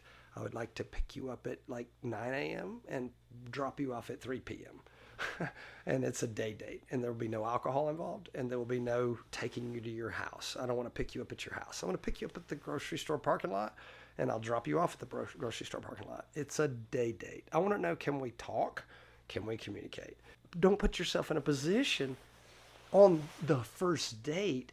You may say, well, it would make me look like a jerk. That's not being a gentleman, etc. Guys, you could be a perfect gentleman, and some girl's going to want to jump your dang bones anyway. I mean, you're good-looking guys. You're fit. You know what I mean? It's not going to be difficult to believe. And I'm fine with whatever happens in that world, in that realm. But I'm not fine with you saying, hey, I met this girl Friday, and we were super happy, and I know we're meant for each other. And gosh, I can't get her off of my mind. Of course you can't get her off your mind. But what if you were to say, I went out with this girl for 3 hours, and oh my gosh, I couldn't stop thinking about her. And then we went out again a week later and went out for 3 more hours. And then, gosh, I still can't get my mind off of her. Like, maybe you got something. But it sounds uncool. It sounds, like I'm trying to prevent you from having a problem or whatever. But use common sense. But don't mess it up on the first date. There are people that will talk about how you buy a car, you research it, you Google it, you check the APR on the loan. You want to see if this is a good deal. Check with your family. Dad, what do you think about this new car? And check out this warranty. And, this one's slightly used. What do you think? And you'll go from lot to lot or from screen to screen, looking and looking and looking for a car. You'll put more energy and effort and research into finding a car than you would find a wife or finding a relationship. There are plenty of men that married the woman that jumped their bones. And I'm going to blame the women. I'm going to tell you, some people are getting all upset with me on this one. But guys, for advice, be careful who you give your energy to. Look at red flags, figure out where they are, pay attention to them. And day dates are killer. But I regret not knowing what boundaries are. I regret not knowing what red flags are. Be careful about that. I do think you need to really, really, really get your passions in order. And it shouldn't be a relationship. Like, you can be like, now that I know my career and I'm so happy, now I can invite this person in. But the problem is most guys are like, I'm thinking about what to do. I don't know what I'm going to do. And then the next thing they're letting Felicity make that decision. Coming up with a name that I don't know anybody named Felicity. Felicity and I are thinking about, I'm like, stop it. I want to know what you're wanting to do. Because she wants to have a baby. She wants to have your baby. And she wants you to make a lot of money. That's typical. Now, by the way, if you find a career girl and she wants to make a lot of money and you want to wipe the baby's butts, that's cool too. Or maybe y'all can get a nanny. I don't know. Maybe you don't want babies after all. All that gets confusing. But figure out who you want to be. Focus on your passions. And then let her come to you. Because otherwise, you're going to be following somebody that is trying to tell you what to do or dictate what you want. And you're going to be so upset because you don't do what you wanted. If you really, really, really wanted to be a NBA basketball player, let's be ridiculous and say that because neither one of you qualify and neither one of you probably like basketball and I can't stand basketball. You like basketball? Okay, fine. But you don't want to play in the NBA, right? Okay. He knows better. He's like, no, that's not a dream. But if you said you wanted to be an NBA basketball player, wouldn't it be better to just let some woman in the stands be, like she won't leave. The game's over and she's still sitting there going, hey, look at me. Or can I get your autograph? Like, think about it that way. And you go ahead and be your thing and do your thing and then let her show up. But what a lot of guys do is they chase women. They chase them. They chase one. I have to have a girlfriend. If I can't get this one, I'm going to swipe to the next one and swipe to the next one and swipe to the next one. You do not have to have a girlfriend. A girlfriend could be great and it could put off all the dreams that you want to have. It could create a baby. It could create oh my gosh, we're going to have a baby. Now I need to be a dad. And so I need to really just, put my nose to the grindstone and make money and, put off my dreams. And, but if you can have a very, very, very stressful life or you can have a joy-filled life. Last advice I'll say is this. Having fun is not happiness. Having fun is not joy. I know a lot of people that spend a lot of time having fun, but they're unhappy. They spend a lot of time doing things that look joyful, like they have a boat or a Jeep or they go to the game or they've got the tickets or they always have the fine wine or the, whatever. But none of that stuff brings joy and peace and happiness. That isolation thing we were talking about, it may sound weird and I'm not suggesting this for you, but you may not know what it's like to really know you because you're always around your parents or your brother or your sister or your friend or your team. And, sometimes if you just get all out by yourself and, process things without anybody else, I want you to be able to know, what is your favorite color? What is your favorite song? What is your favorite meal? What is your favorite place? If you said, well, she really likes to, that's not what I'm talking about. Well, let me check with my wife. I mean, I hear men say that all the time and I'm like, what does that even mean? Like, why don't you have a life that that I saw that, I went ahead and did it, and I know she's good with it? How do you know? Because she's adoring me, she's into me, and I know I'm going to come in and she's going to say, that was crazy, but that's fine, you're awesome.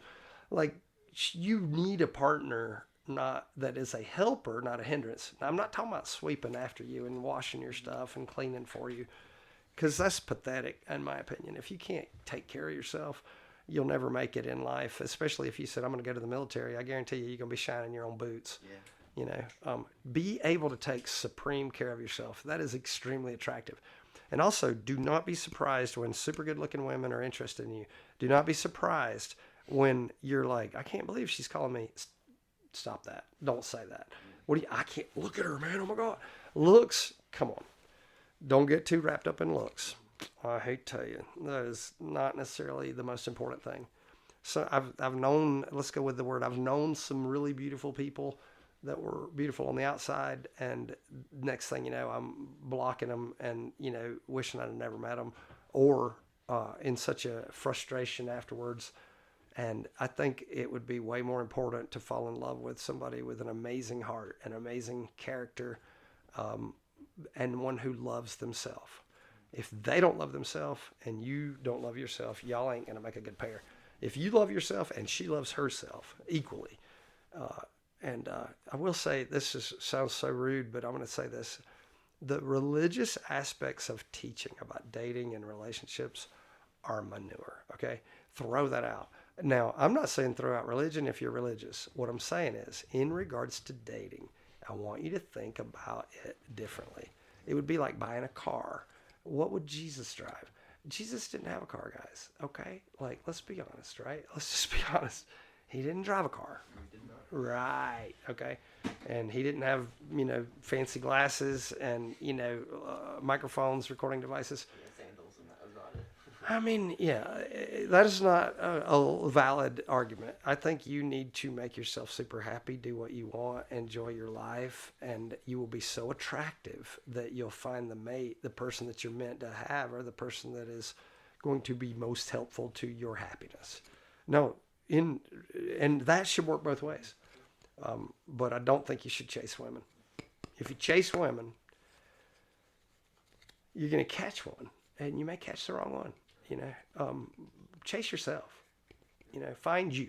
That's a good point to jump off to our final question. Final question we ask every person we interview this. Okay, I don't know. I should remember it from Paul's. Yeah, but it'll come to me now. It will, and that question is, what is the meaning of life to you? Personally. getting in touch with my future self has been the meaning for me. And it's been the real way to get from, it's the real meaning to happiness is, I can't wait to see what 70-year-old Kevin can do.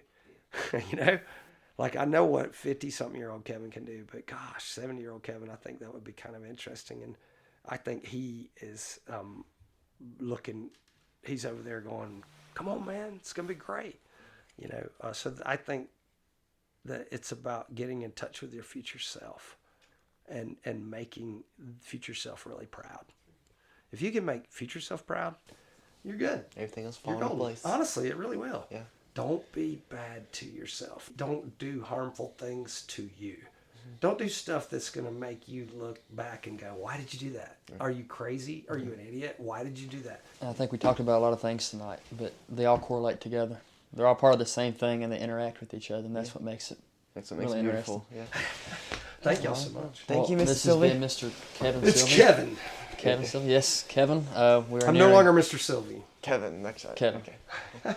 Thank you. Well, thank you again Been for an coming honor. on. Thank you guys. I appreciate your interest in the book too. That makes me so happy.